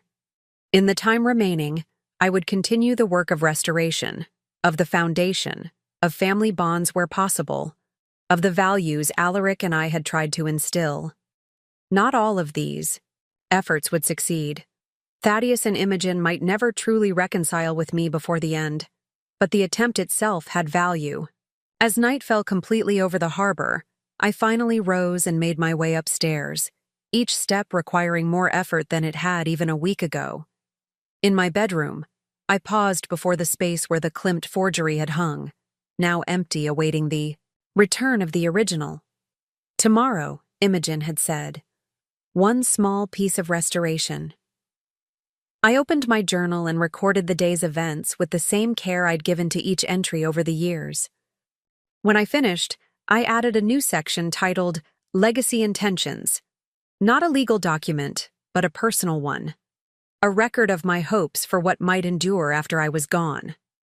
As I wrote, the lighthouse beam swept rhythmically across the dark harbor waters, a steadfast presence in the night.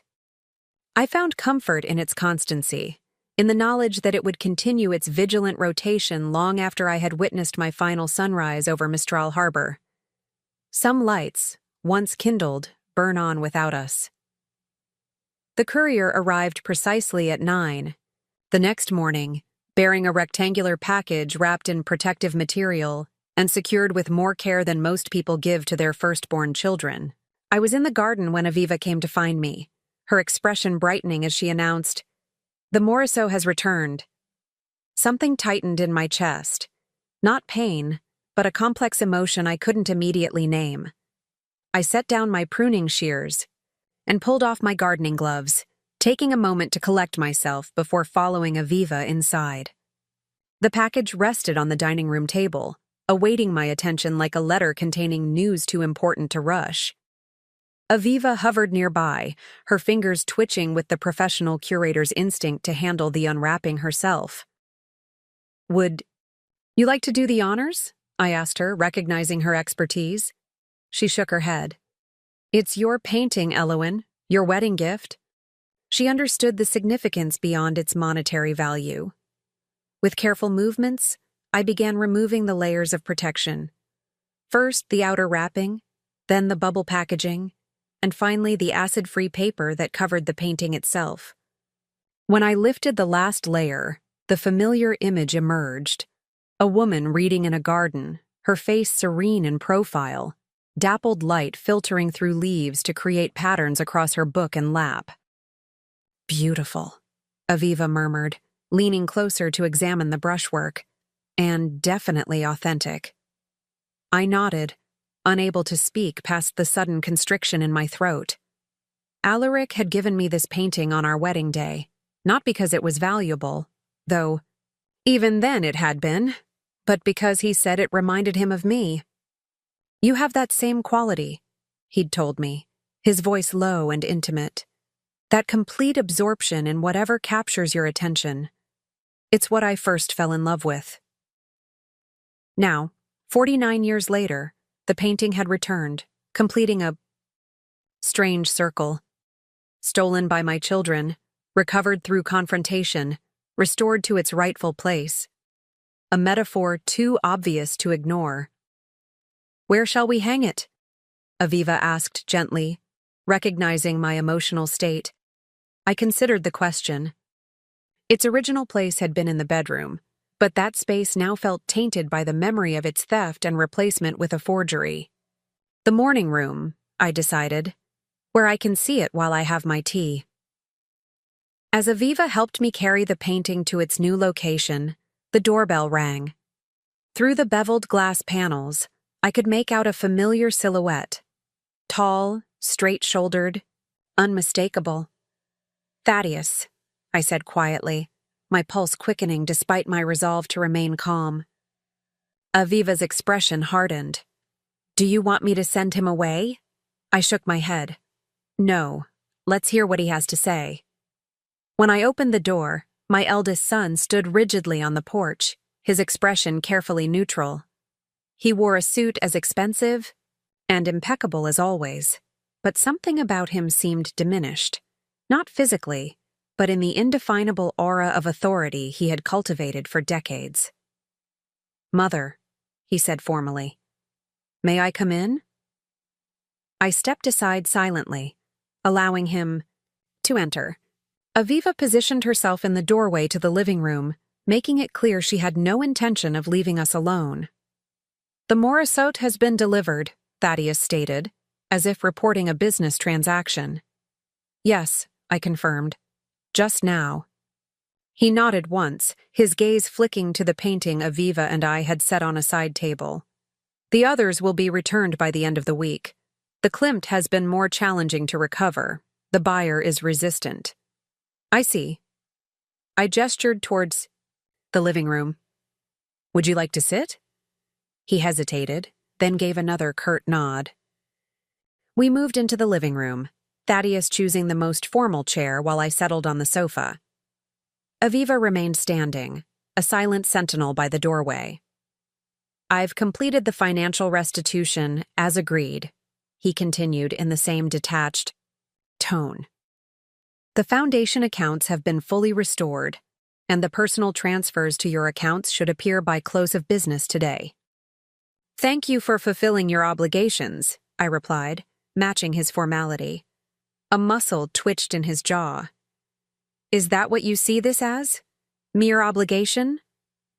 "What would you prefer I call it, Thaddeus? Generosity? Kindness? Those terms hardly apply when returning stolen property." His eyes flashed with a familiar anger. "You've destroyed everything I've built. My position, my reputation, my future with the company. Was that your goal? Complete annihilation?" I studied my firstborn, this man who had once been a laughing child chasing seagulls along Mistral Harbor's shore. "My goal was justice, Thaddeus. Consequences proportionate to actions. You chose to steal from me, not just once in a moment of weakness, but systematically over months. You falsified documents. You replaced valuable artworks with forgeries. You embezzled from a charitable foundation. These were your choices." "To protect what father built," he countered, leaning forward. "You were making sentimental decisions, keeping outdated investments, refusing to modernize operations. The foundation was stagnating. The company was losing market share. I did what was necessary." "Necessary," I repeated. Interesting that what was necessary somehow resulted in millions transferred to your personal accounts. He had no answer for that, his gaze shifting away from mine. "If you had concerns about my management decisions, you could have discussed them openly," I continued quietly. "Presented evidence, made recommendations. Instead, you chose deception and theft. That speaks to your character, Thaddeus, not mine." "And now?" he asked after a moment. "What happens now? Reed tells me you've kept him on the foundation board, given him a path to redemption. Where is mine?" The question surprised me, not because of its content, but because of the raw emotion that briefly surfaced beneath his controlled exterior. "The same opportunity exists for you," I replied carefully. "Make full restitution. Demonstrate genuine remorse. Commit to ethical behavior going forward. The door remains open, Thaddeus. Whether you walk through it is your choice." He studied me for a long moment, his expression unreadable. And if I believe your judgment is clouded by your illness? If I think you're making rash decisions in your final months? Anger flared briefly within me, but I contained it. Then you have learned nothing from this experience, and no reconciliation is possible. We sat in tense silence, the grandfather, clock in the hallway marking the seconds with its steady tick. Finally, Thaddeus rose, straightening his already immaculate jacket. "The restitution will be completed as agreed," he said, his voice once again coolly professional. "I'll inform you when the remaining artworks have been recovered." I stood as well, unwilling to let him leave on these terms. "Thaddeus, wait." He paused, his expression guarded. "Why did you come today?" I asked. "You could have sent a messenger with the Morisot. You could have called about the financial transfers. Why come in person?" Something flickered in his eyes. Uncertainty, perhaps, or a glimpse of the vulnerability he worked so hard to conceal. "I don't know," he admitted finally. "Perhaps I wanted to see if there was anything left to salvage." "And your conclusion?" He looked around the room, his gaze lingering on the family photographs that decorated the mantelpiece. Images of happier times when our family bonds had seemed unbreakable. "I haven't decided yet," he said quietly. Then, with a brief nod, to Aviva he turned and left. When the front door closed behind him, I sank back onto the sofa, suddenly exhausted. Aviva brought me a glass of water, her expression concerned. "Are you all right?" she asked, sitting beside me. "Just tired," I assured her, though we both knew it was more than physical fatigue that weighed on me. That was unexpected. "The visit or the hint of humanity?" Aviva asked dryly. I smiled, despite myself. "Both, I suppose." "Do you think he's sincere about wanting reconciliation?" I considered the question carefully. "I think he wants something, but I'm not sure." "He knows what. Thaddeus has always defined himself by achievement, by control. Now he's lost both." "And Imogen?" Aviva asked. "Any word from her?" "Not beyond the formal notification about the Morisot." I sighed, feeling the weight of maternal grief press against my chest. "She's always been the most like me, stubborn, principled in her own way. I suspect her pride is wounded more deeply than Thaddeus's." Aviva squeezed my hand gently. "Give her time." We both acknowledged the irony of that statement with sad smiles. The morning room transformed with the addition of the Morisot, its luminous colors bringing warmth to the space that seemed to extend beyond mere aesthetics. I found myself spending more time there in the days that followed, watching the harbor.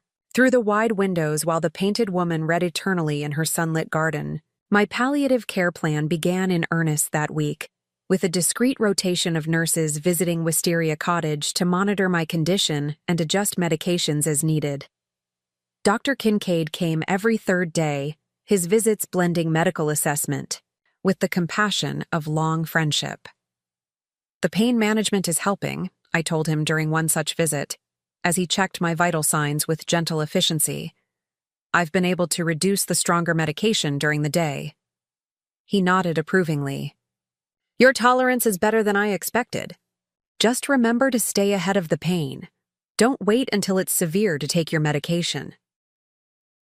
"I'm trying to balance clarity with comfort," I explained. "There's still so much to accomplish." Dr. Kincaid's expression softened with understanding.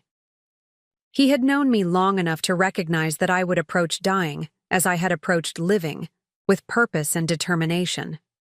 "Just don't sacrifice too much comfort for productivity," he advised. "Pain drains energy you could otherwise use for what matters to you." What mattered to me became increasingly clear as autumn deepened. With my remaining strength, I focused on 3 priorities: finalizing the foundation's transition, continuing the recovery of our family's artworks, and nurturing the fragile reconciliation with Reed while leaving the door open for Thaddeus and Imogen should they choose to enter. Reed visited nearly every day, sometimes bringing work from the company for my review. Other times, simply sitting with me in the garden or by the fire as the evenings grew cooler. Our conversations ranged widely. Discussions of business ethics, reminiscences about his childhood, plans for the Foundation's future. "I've been thinking about establishing a photography program for teens," he told me one afternoon as we sorted through old family albums. "Using the medium to explore identity and community, the Foundation could provide equipment and mentorship." I studied him over my reading glasses, noting the genuine enthusiasm in his expression. "That sounds like an excellent initiative. Why photography specifically?" He hesitated, then reached for his phone, scrolling through to show me a series of striking landscape images. Mistral Harbor at dawn, sea mist wreathing the lighthouse, waves breaking against the rocky shoreline in dramatic black and white. "You took these?" I asked, surprised by their quality and emotional resonance. He nodded, a hint of color rising in his cheeks.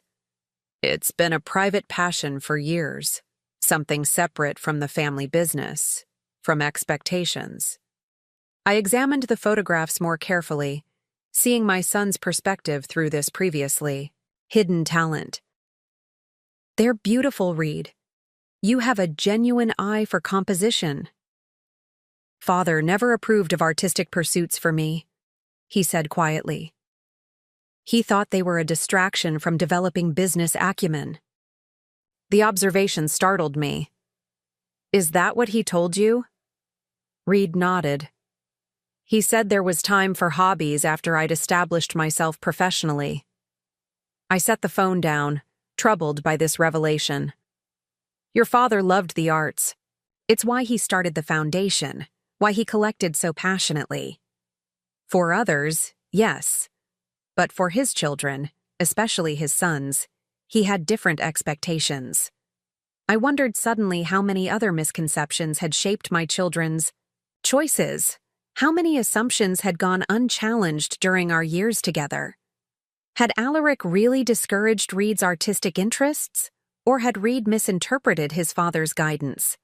Had I been so absorbed in my own relationship with each child that I'd missed the dynamics between them? "I wish you'd shown me these years ago," I said finally. "I would have encouraged you." Reed's smile held a touch of sadness. "There are many things I wish I'd shared with you sooner, Mother. This is just one of them." The conversation stayed with me long after Reed had left, prompting deeper reflection on my role as a parent. Had I truly known my children, or merely the versions of themselves they had presented to me? Had I created an environment where they felt safe showing their authentic selves, their doubts and struggles and unconventional passions? These questions accompanied me into the night, lingering as I reviewed the latest Foundation reports before bed. The restructured board had met twice more since the initial announcement, with Reed proving himself increasingly valuable in the discussions. His suggested photography program had been unanimously approved, with a pilot scheduled for the spring. The following morning brought another unexpected visitor, Ellis Montgomery, looking remarkably unchanged since his retirement 5 years earlier.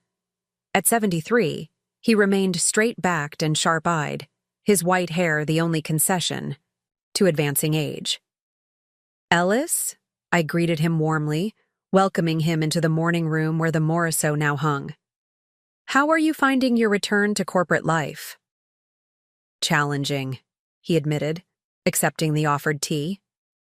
"The company has changed considerably under Thaddeus's leadership. Not all for the better." "Tell me," I invited, settling into my favorite chair by the window. For the next hour, Ellis outlined his assessment of Blackwood Enterprises, the strategic missteps, the cultural shifts away from the values Alaric had established, the promising areas for renewal. Despite his diplomatic phrasing, the picture he painted was concerning. A company that had prioritized short-term profits over long-term stability, aggressive expansion over sustainable growth. "The foundation is still solid," he concluded, "but significant course correction is needed." "And the staff? How have they responded to the leadership change?" Ellis considered his response carefully. with mixed reactions. Relief from some who found Thaddeus's management style challenging, anxiety from others who benefited from his approach, curiosity from most about what comes next. "And what does come next, Ellis?" I asked, genuinely interested in his vision. "You didn't have to come out of retirement for this. You could have declined." He smiled slightly, the expression softening his usually reserved demeanor. "Alaric was more than my employer, Elowen. He was my friend. When you called, I couldn't refuse the chance to help preserve what he built." His loyalty touched me deeply.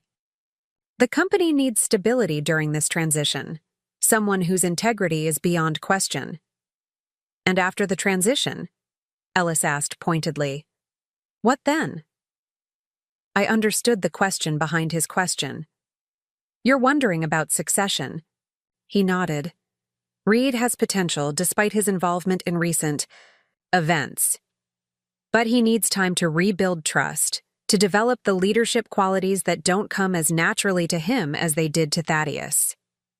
"I agree," I said, pleased that his assessment aligned with my own. "That's why I've been working with him on the foundation board first, a more controlled environment where he can develop those skills under supervision." "A wise approach," Ellis approved. "And in the meantime?" "In the meantime, we identify and nurture other talents within the company." I shared my thoughts on several promising executives who had been overlooked during Thaddeus's tenure. The company's future needn't rest solely on my children's shoulders. Ellis nodded thoughtfully. "Alaric would agree with that assessment, I think. He always believed in promoting from within, in recognizing merit wherever it appeared." We spent another hour discussing specific strategies for the company's restructuring, with Ellis taking careful notes in his precise handwriting. As he prepared to leave, he paused, his expression growing more personal. "Aviva told me about your diagnosis," he said quietly. "I'm deeply sorry, Elowen." "Thank you, Ellis." I appreciated his directness, the absence of platitudes. "Is there anything I can do? Anything at all?" I considered his offer, touched by its sincerity. "Just continue the work we've discussed. Knowing Blackwood Enterprises is in capable hands brings me peace." After Ellis departed, I found myself drawn to the small writing desk in the corner of the morning room, where generations of Blackwood women had penned their correspondence. Opening the drawer, I removed a stack of cream-colored stationery bearing the subtle embossed letterhead Alaric had designed as a gift for our 25th anniversary. For the next 2 hours, I wrote, not emails or text messages, but proper handwritten letters. One to each of my children, to be delivered after my death. One to Aviva, thanking her for a friendship that had sustained me through life's greatest joys and deepest sorrows. One to Dr. Kincaid, expressing gratitude for his compassionate care. Several more to longtime friends, colleagues, and community members who had enriched my life over the decades. Each letter contained memories, expressions of appreciation and hopes for the recipient's future. They weren't goodbye notes exactly, but rather distillations of what I most wanted to communicate while I still could. When I finished writing, I sealed each envelope and placed them in a wooden box that had belonged to my grandmother. I would give the box to Aviva with instructions for delivery when the time came. There was comfort in knowing these final messages would reach their destinations, even if I could no longer speak the words myself. The afternoon brought another delivery. The cassette, this time, returned as Reed had promised.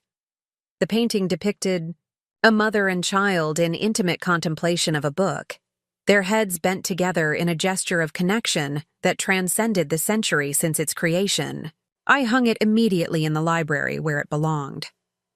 As I was adjusting its placement, the doorbell rang again.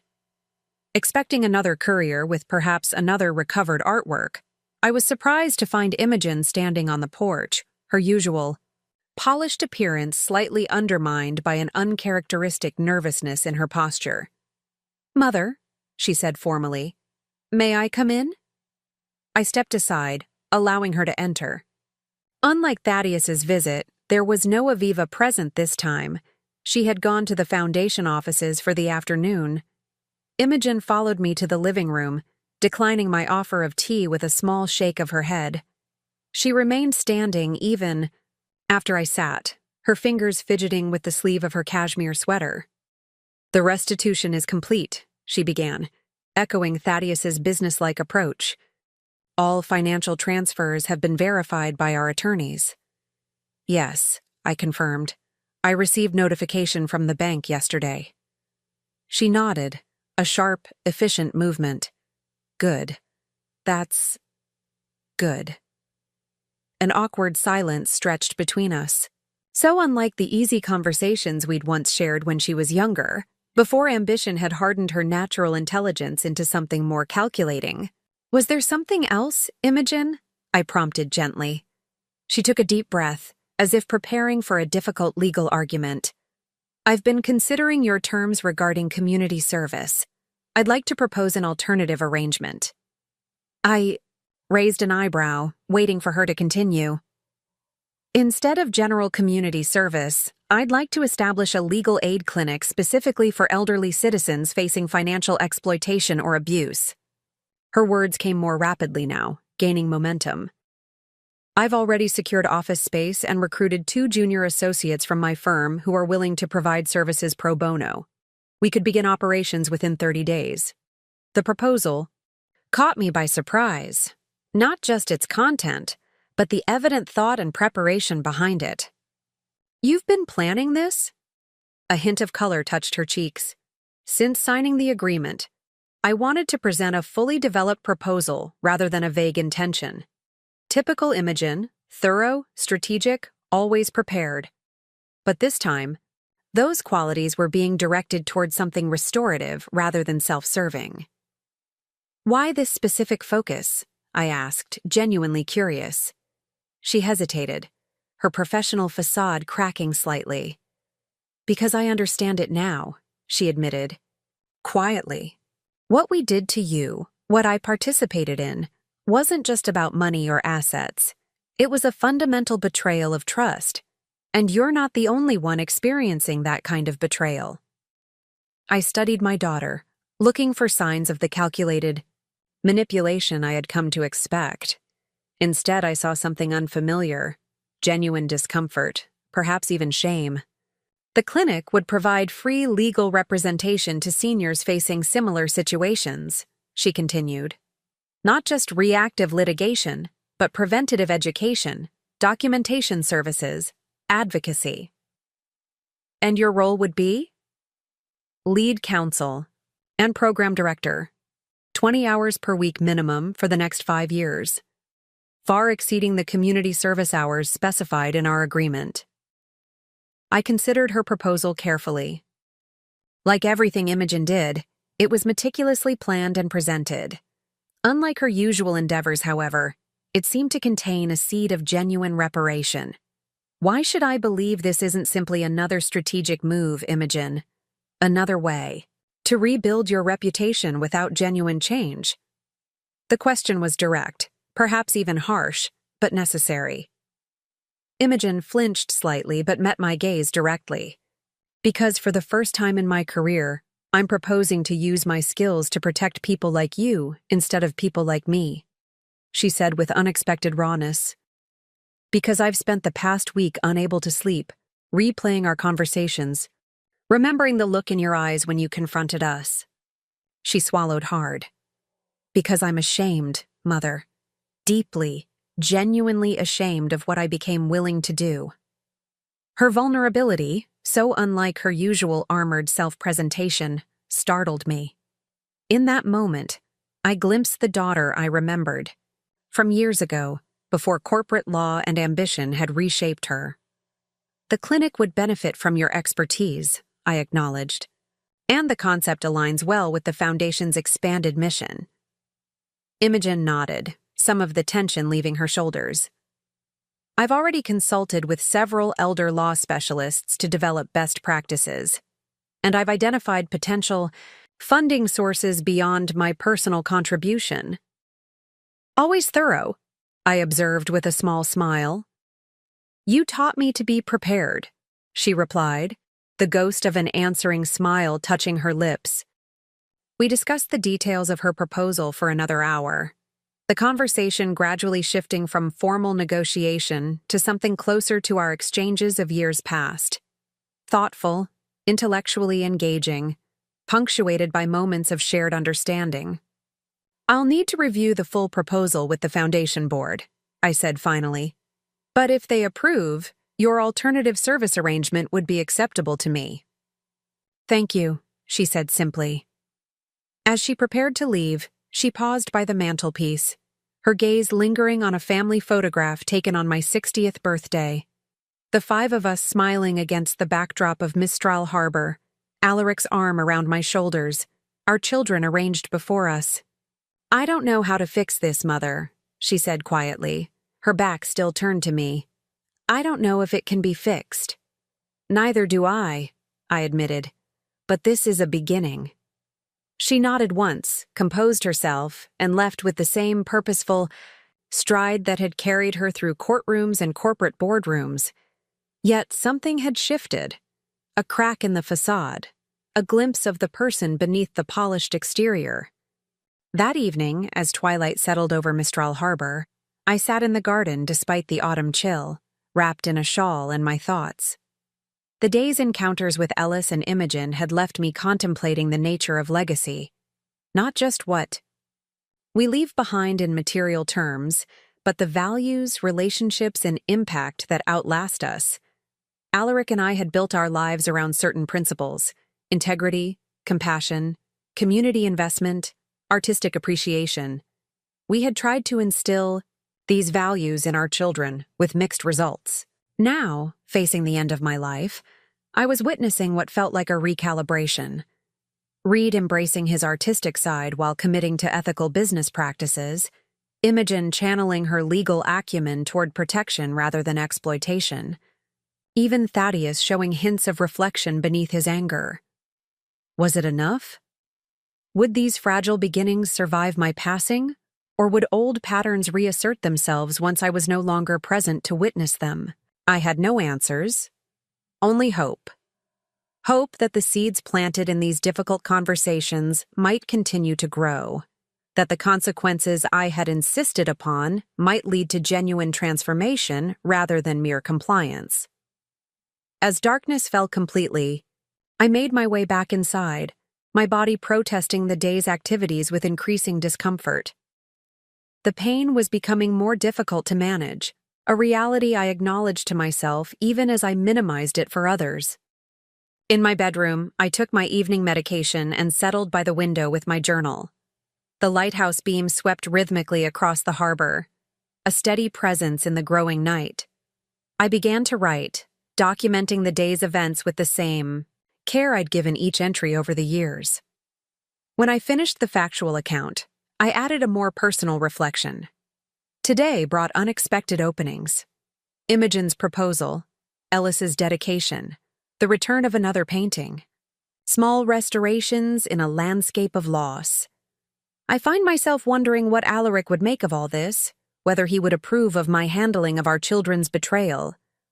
He was always more inclined toward forgiveness than I am, more willing to see the best in others even when evidence suggested otherwise. Perhaps that quality is what I'm trying to recover now, not just the artworks or the financial assets, but the capacity to see beyond transgression to possibility, beyond broken trust to potential renewal. Not naive forgiveness that ignores accountability, but the harder, more nuanced work of holding space for consequence and reconciliation simultaneously. I don't know if I'll live to see the full flowering of these tentative beginnings. The pain is worse today, the fatigue deeper. Dr. Kincaid's expression grows more concerned with each visit. But I've done what I can to set things right, to leave behind not just material assets but pathways toward healing. In the end, perhaps that's the most any of us can hope for. Not perfection, not complete resolution, but movement in the direction of what matters most. For me, That has always been integrity and connection. If my children recover these values, if they build lives guided by something deeper than acquisition, then my legacy will be secure regardless of what happens to the Blackwood name or fortune. The lighthouse continues its faithful rotation, guiding ships safely to harbor.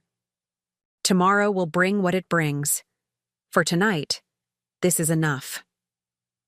November arrived with a sudden chill, frost etching delicate patterns across Wisteria Cottage's windows each morning. The harbor waters darkened to slate, mirroring the heavy skies that hung low over Mistral Harbor. I had always loved this season, the quiet withdrawal of nature, the contemplative quality of shortening days, the town's gradual turn inward as tourist season ended and locals reclaimed their spaces. This November felt different, infused with a poignancy I couldn't escape. As Dr. Kincaid had gently explained during his last visit, my condition was progressing more rapidly than initially projected. The timeline we had discussed in general, terms 6 to 8 months, was being revised downward. Perhaps 3 months, he'd said, his kind eyes holding mine steadily. Possibly less. I had received this news with outward calm, thanking him for his honesty, while Aviva squeezed my hand so tightly her knuckles whitened. Only later, sitting alone in the garden as twilight gathered, did I allow myself to absorb the full weight of this adjusted timeline. Christmas, perhaps. Not likely beyond. The urgency this knowledge created wasn't about fear, but about completion. Tying off loose ends, finalizing arrangements, creating closure where possible. And, unexpectedly, about experiencing simple pleasures with renewed appreciation. The taste of morning tea, steam rising from the cup as I watched fishing boats head out to sea. The particular quality of afternoon light on the cottage's eastern wall. The sensation of cool air filling my lungs during my increasingly abbreviated garden walks. You should consider home hospice soon, Dr. Kincaid suggested during his next visit, noting my declining energy and increasing pain. Not immediately, but we should have the framework in place before it becomes urgent. I nodded, practical as always. I'd like to remain at Wisteria Cottage until the end, if possible. That's absolutely feasible, he assured me. We'll set up everything you need right here. After he left, I found myself drawn to the small secretary desk in the library, where family documents had been kept for generations. From its depths, I retrieved papers I had prepared months earlier, my advanced healthcare directive, power of attorney forms, detailed funeral instructions. Everything organized with my typical thoroughness, sparing my children the burden of guessing my wishes. I was returning these documents to their folder when Reed arrived, bringing a pot of homemade soup and fresh sourdough bread from the bakery near the harbor. These visits had become our new routine. 3 times weekly, he would appear with food, updates from the foundation, and a willingness to simply sit in companionable silence when my energy flagged. "You're looking at the directives," he observed, setting down the food and joining me at the desk. "Just confirming everything is in order," I replied. "Dr. Kincaid thinks we should prepare for home hospice soon." Reed nodded, absorbing this information with the same quiet acceptance he had shown since our reconciliation began. "What can I do?" "Just what you're doing," I said simply. "Being here, helping with the foundation, continuing your path." Later, as we shared the soup in the kitchen rather than the formal dining room, Reed mentioned that Thaddeus had approached him after a business meeting the previous day. "He asked about you," Reed said, watching me carefully. "How you were feeling, whether you needed anything." I raised an eyebrow, surprised by this expression of concern from my eldest. "And what did you tell him?" "The truth. That you're growing weaker, but still fully engaged in foundation matters. That you're focused on completing the recovery of the artworks." "Did he mention the Klimt?" This was the last significant piece still missing from our collection. The one Thaddeus had reported was proving difficult to recover. Reed hesitated. He said he's located it in a private collection in Geneva. The buyer is resistant to returning it, even at a premium over their purchase price. I sighed, feeling a flicker of regret. The Klimt had been particularly special. To Alaric, a delicate drawing of intertwined lovers that had captured something essential about our relationship. Perhaps some things aren't meant to be recovered, I said after a moment. Reed studied me with a thoughtful expression. That doesn't sound like you, Mother. You've never been one to abandon a pursuit once begun. I smiled slightly at his perception. True, but I'm learning to distinguish between what matters most and what can be released. The drawing itself is just paper and ink. The love it represented exists independently of its recovery. When Reed left that evening, promising to return in 2 days, I found myself contemplating this theme of release. What else might I need to let go of before the end? What attachments, to possessions, to outcomes, to old hurts, were no longer serving me? The following day brought unexpected news in the form of a call from Ellis Montgomery. The board is meeting tomorrow to vote on Imogen's legal aid clinic proposal, he informed me. The preliminary response has been positive, especially given her detailed implementation plan and personal financial commitment. Good, I said, genuinely pleased. The concept has merit, regardless of its origins. There's something else, Ellis continued, his tone shifting slightly. Thaddeus has submitted his formal application for the Community Outreach Director position at the Foundation. This caught me by surprise. The position had been created during our recent restructuring, a role focused on expanding the Foundation's presence in communities beyond Mistral Harbor, particularly in underserved rural areas. Interesting, I responded, careful to keep my tone neutral. What's your assessment? Honestly, he's qualified on paper. His business development experience is relevant, and he has the connections we need. But given recent events, the board will need to evaluate his application on its merits, I said, while also considering the trust issues involved. After ending the call, I moved to the window seat in the morning room, gazing out at the harbor while processing this development. Was Thaddeus's application genuine, or merely another strategic move? Had he, like Imogen, found a way to align his skills with restitution, or was this simply about regaining position and influence? I was still contemplating these questions when Aviva returned from her afternoon at the Foundation offices, bringing with her the crisp scent of November air and a folder of documents requiring my signature. You've heard about Thaddeus's application? She asked, settling beside me with a cup of tea. I nodded. Ellis called earlier. And? Her raised eyebrow conveyed the question she didn't voice aloud. And I'm reserving judgment, I replied. The board will evaluate his application like any other. Aviva's expression turned skeptical. You don't find the timing suspicious? Just as his community service requirement begins, he applies for a position that would essentially professionalize that obligation? Of course I do, I acknowledged. But motivation and outcome don't always align neatly. If his skills can benefit the Foundation's work, does it matter whether his initial impulse was self-interest? It might, Aviva countered, if that self-interest prevents genuine change. We sat in companionable silence for a while, the conversation settling between us unresolved. Outside, the early darkness of November was gathering, fishing boats returning to harbor with their running lights creating moving constellations on the water. I've been thinking about forgiveness, I said finally, my voice quiet in the dimming room. Aviva turned toward me, her expression attentive.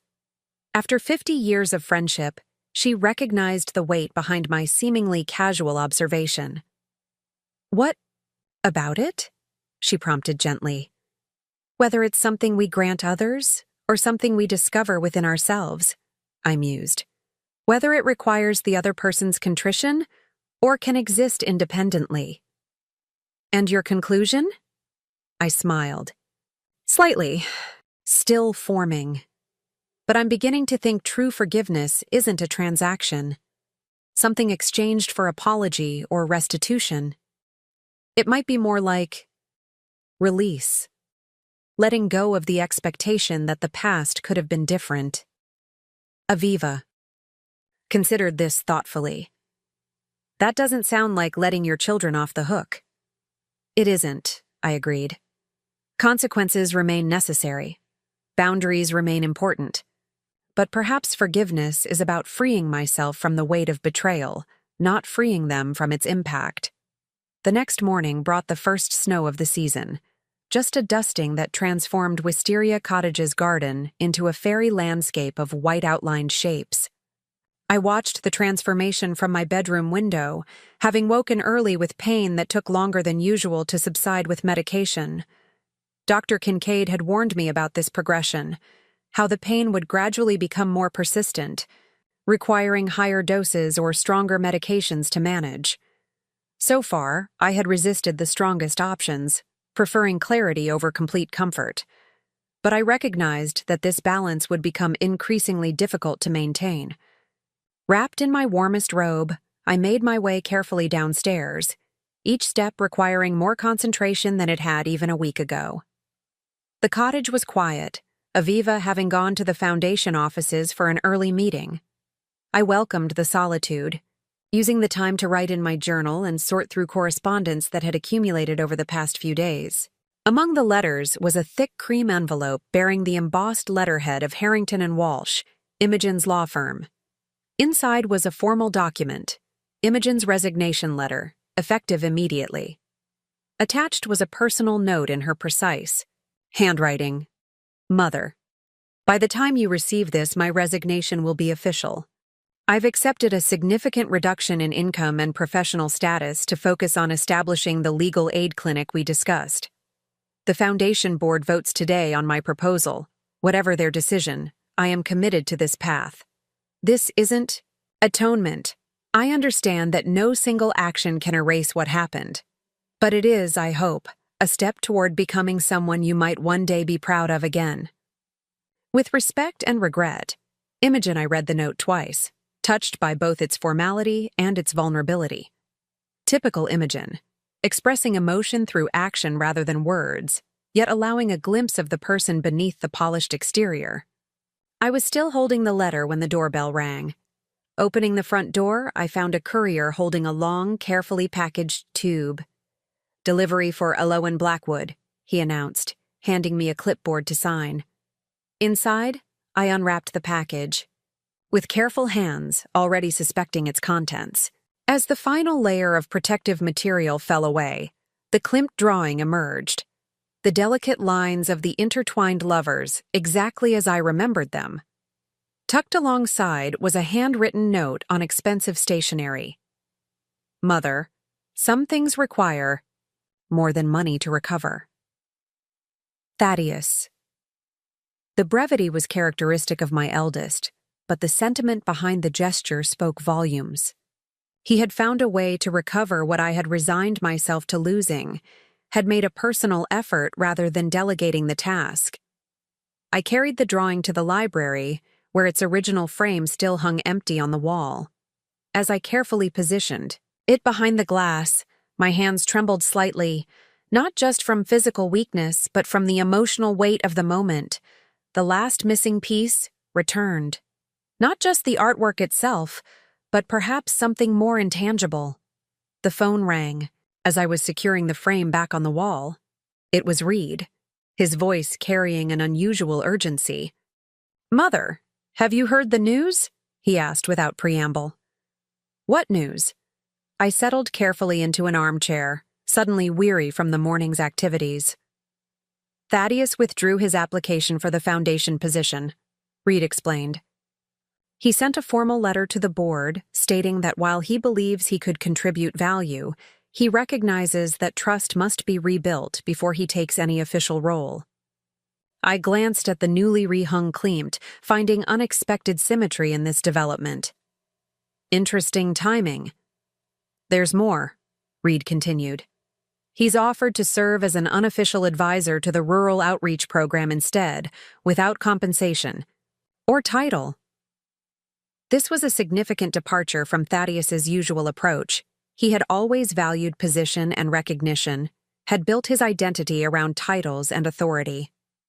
"And the board's response?" I asked. "They're considering it," Reed replied. "Ellis thinks it could work, with appropriate boundaries in place." After the call ended, I remained in the library, contemplating these developments while gazing at the recovered drawing.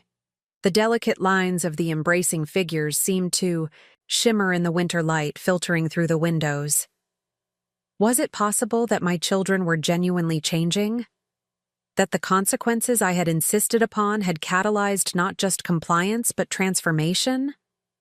Or was I seeing what I wished to see, a mother's hope overriding a clearer assessment? Perhaps the truth lay somewhere between, change beginning but incomplete, motivations mixed but evolving. Human growth rarely followed a straight line. It moved in spirals, circling back through old patterns while gradually ascending to new perspectives. That afternoon, as snowflakes began falling again outside the window, Dr. Kincaid arrived for his scheduled visit. His examination was gentle but thorough, his expression growing increasingly somber as he noted my vital signs and physical changes. "The disease is progressing faster than expected," he confirmed, sitting beside me when the examination was complete. "I think it's time to transition to home hospice care. We can have everything in place by tomorrow." I nodded, accepting this milestone with the same practical approach I had applied to previous transitions. What should I expect? He outlined the process with compassionate directness, how a hospital bed would be set up in the morning room, where I could still see the harbor, how nurses would provide round-the-clock care, how pain management would shift to prioritize comfort over consciousness as needed. "And the timeline?" I asked, the question we had been gradually refining over. "Weeks." Dr. Kincaid hesitated, then met my eyes directly. "A few weeks, possibly a month. Not Christmas, then." The knowledge settled over me, not with the shock it might have once carried, but with a quiet finality. My practical mind immediately began calculating what needed to be completed in the time remaining. "I'd like to speak with my children," I said, "all of them together. Can you help arrange that?" He nodded, understanding the significance of this request. "I'll call them myself. When would you like to meet?" "Tomorrow evening," I decided, "after the hospice arrangements are in place." That night, I slept poorly, drifting in and out of awareness as pain ebbed and flowed beneath the medication's surface. During the lucid periods, I found myself mentally composing what I would say to my children. Not a final goodbye, not yet, but perhaps an opening toward whatever closure we might achieve in the time remaining. Morning brought a flurry of activity. As the hospice team arrived, transforming the morning room into a space that could accommodate my increasing medical needs, while maintaining the dignity and beauty of the home I loved. The hospital bed was positioned to face the wide windows overlooking the harbor, ensuring that even when confined to bed, I could watch the rhythms of Mistral Harbor continue. Boats coming and going, seabirds wheeling against the sky, the lighthouse standing sentinel at the harbor's edge.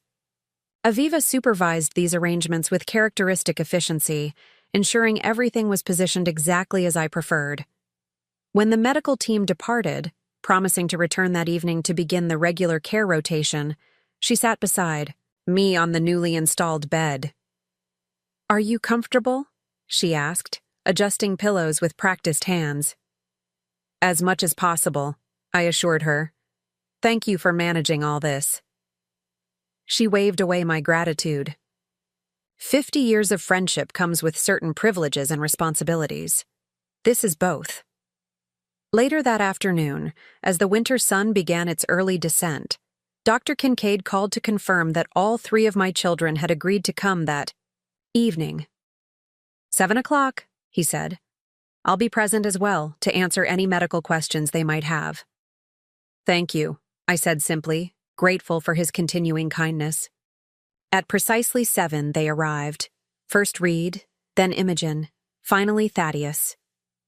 Dr. Kincaid ushered them into the morning room where I now rested, propped against pillows but dressed in a silk blouse rather than a nightgown, my hair arranged and a touch of color applied to my increasingly pale cheeks. They entered hesitantly, struck by the transformation of the room and what it signified. Reed immediately came to my side, taking my hand with gentle pressure. Imogen followed, her composed expression betrayed by the tension in her shoulders. Thaddeus remained slightly apart, his face unreadable, but for a flickering in his eyes as he took in the hospital bed and medical equipment. "Thank you for coming," I began, my voice steadier than I had feared it might be. "As you can see, my condition has changed. Dr. Kincaid can explain the medical details, but the essence is simple. My time has become very limited." Dr. Kincaid stepped forward, outlining my prognosis and care plan with professional compassion. I watched my children's faces as they absorbed this information. Reed's open grief, Imogen's careful control, Thaddeus's stoic mask gradually slipping to reveal genuine concern. When the doctor finished, a heavy silence fell over the room. Outside, snowflakes drifted past the windows, illuminated by the last rays of sunset over Mistral Harbor. "I wanted to speak with all of you together," I continued, "not to assign blame or revisit past actions, but to look forward, to talk about what happens next." "Mother, you don't need to worry about arrangements," Imogen began, falling back on practicality. "I've already reviewed your directives and—" I raised my hand gently, stopping her. "I'm not talking about funeral arrangements or legal matters. Those are all documented and organized." I smiled slightly. "You know me well enough to expect nothing less." "Then what?" Thaddeus asked, speaking for the first time. "I'm talking about you, about the three of you, and what happens after I'm gone." I looked at each of them in turn. "About the choices you'll make when I'm no longer here to witness them." Reed squeezed my hand, his voice thick with emotion. "We'll honor your wishes. The foundation, the company. Everything will continue as you've directed." "That matters," I acknowledged. "But what matters more is whether you'll continue the work you've begun in yourselves. Whether the changes I've glimpsed in recent weeks are genuine and lasting, or merely temporary adjustments to avoid consequences." Imogen moved closer, perching carefully on the edge of the bed. "The legal aid clinic is proceeding regardless of anything else. That's my commitment to you." Thaddeus remained standing, his posture straight, but less rigid than usual. "And I'll continue advising the Rural Outreach Program, whether officially recognized or not." I studied my three children, so different from each other, yet each carrying elements of Alaric and myself in ways I hadn't fully appreciated before. "Those specific commitments matter less to me than the principles behind them," I said quietly. "What I hope for each of you is that you find your way back to the values that built our family and this community: integrity, compassion, service." "Even after what we did?" Thaddeus asked, the question holding layers of meaning. "Especially after," I replied. "Because now you understand the cost of abandoning those values. You've experienced both sides, the hollow satisfaction of acquisition, at any cost, and the deeper fulfillment of restoration and service." The conversation continued as twilight deepened into evening, moving gradually from my hopes for them to practical matters of care and visitation in the coming weeks. Dr. Kincaid explained the progression I could expect, preparing them gently but honestly for what lay ahead.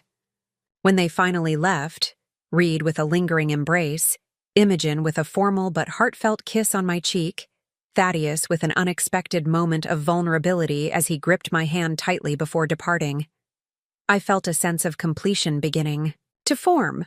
Not perfect resolution, not fairy tale reconciliation, but something authentic and sufficient. Aviva returned after showing them out, settling into the chair beside my bed. "You did well," she observed. "Better than I expected, given your condition." "Maternal determination," I replied with a tired smile. One last push to set things right.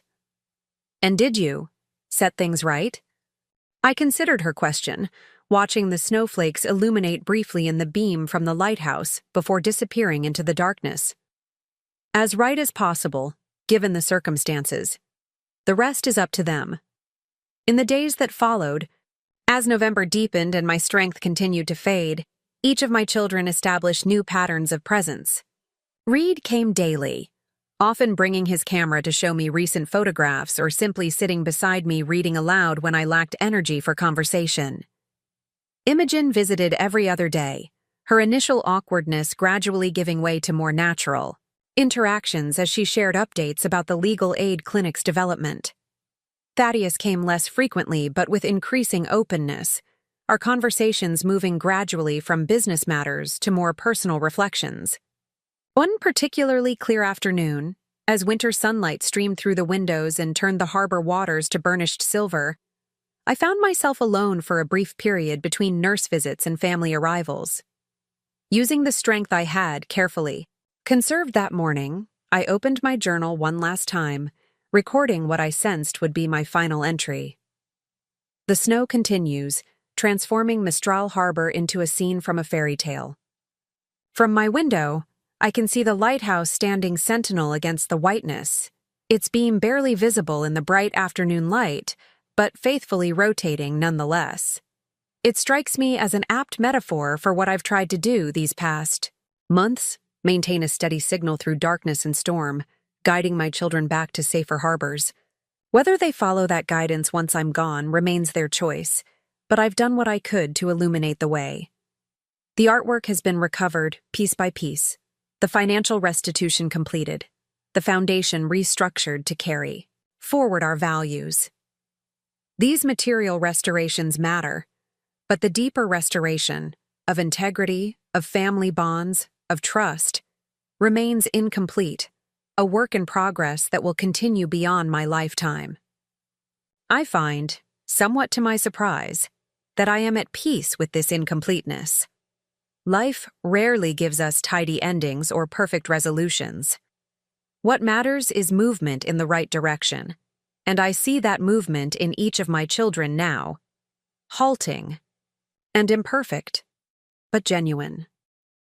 Alaric would say I've done enough, that it's time to rest, to release the weight of responsibility I've carried. Perhaps he's right. The lighthouse keeps its vigil, but even its keeper must eventually sleep. The harbor lights will continue to shine. The foundation will continue its work. My children will continue their journeys. And I will watch over it all for a little while longer, from this window that frames the world I've loved so well. And then I will rest. Up next, you've got 2 more standout stories right on your screen. If this one hit the mark, you won't want to pass these up. Just click and check them out.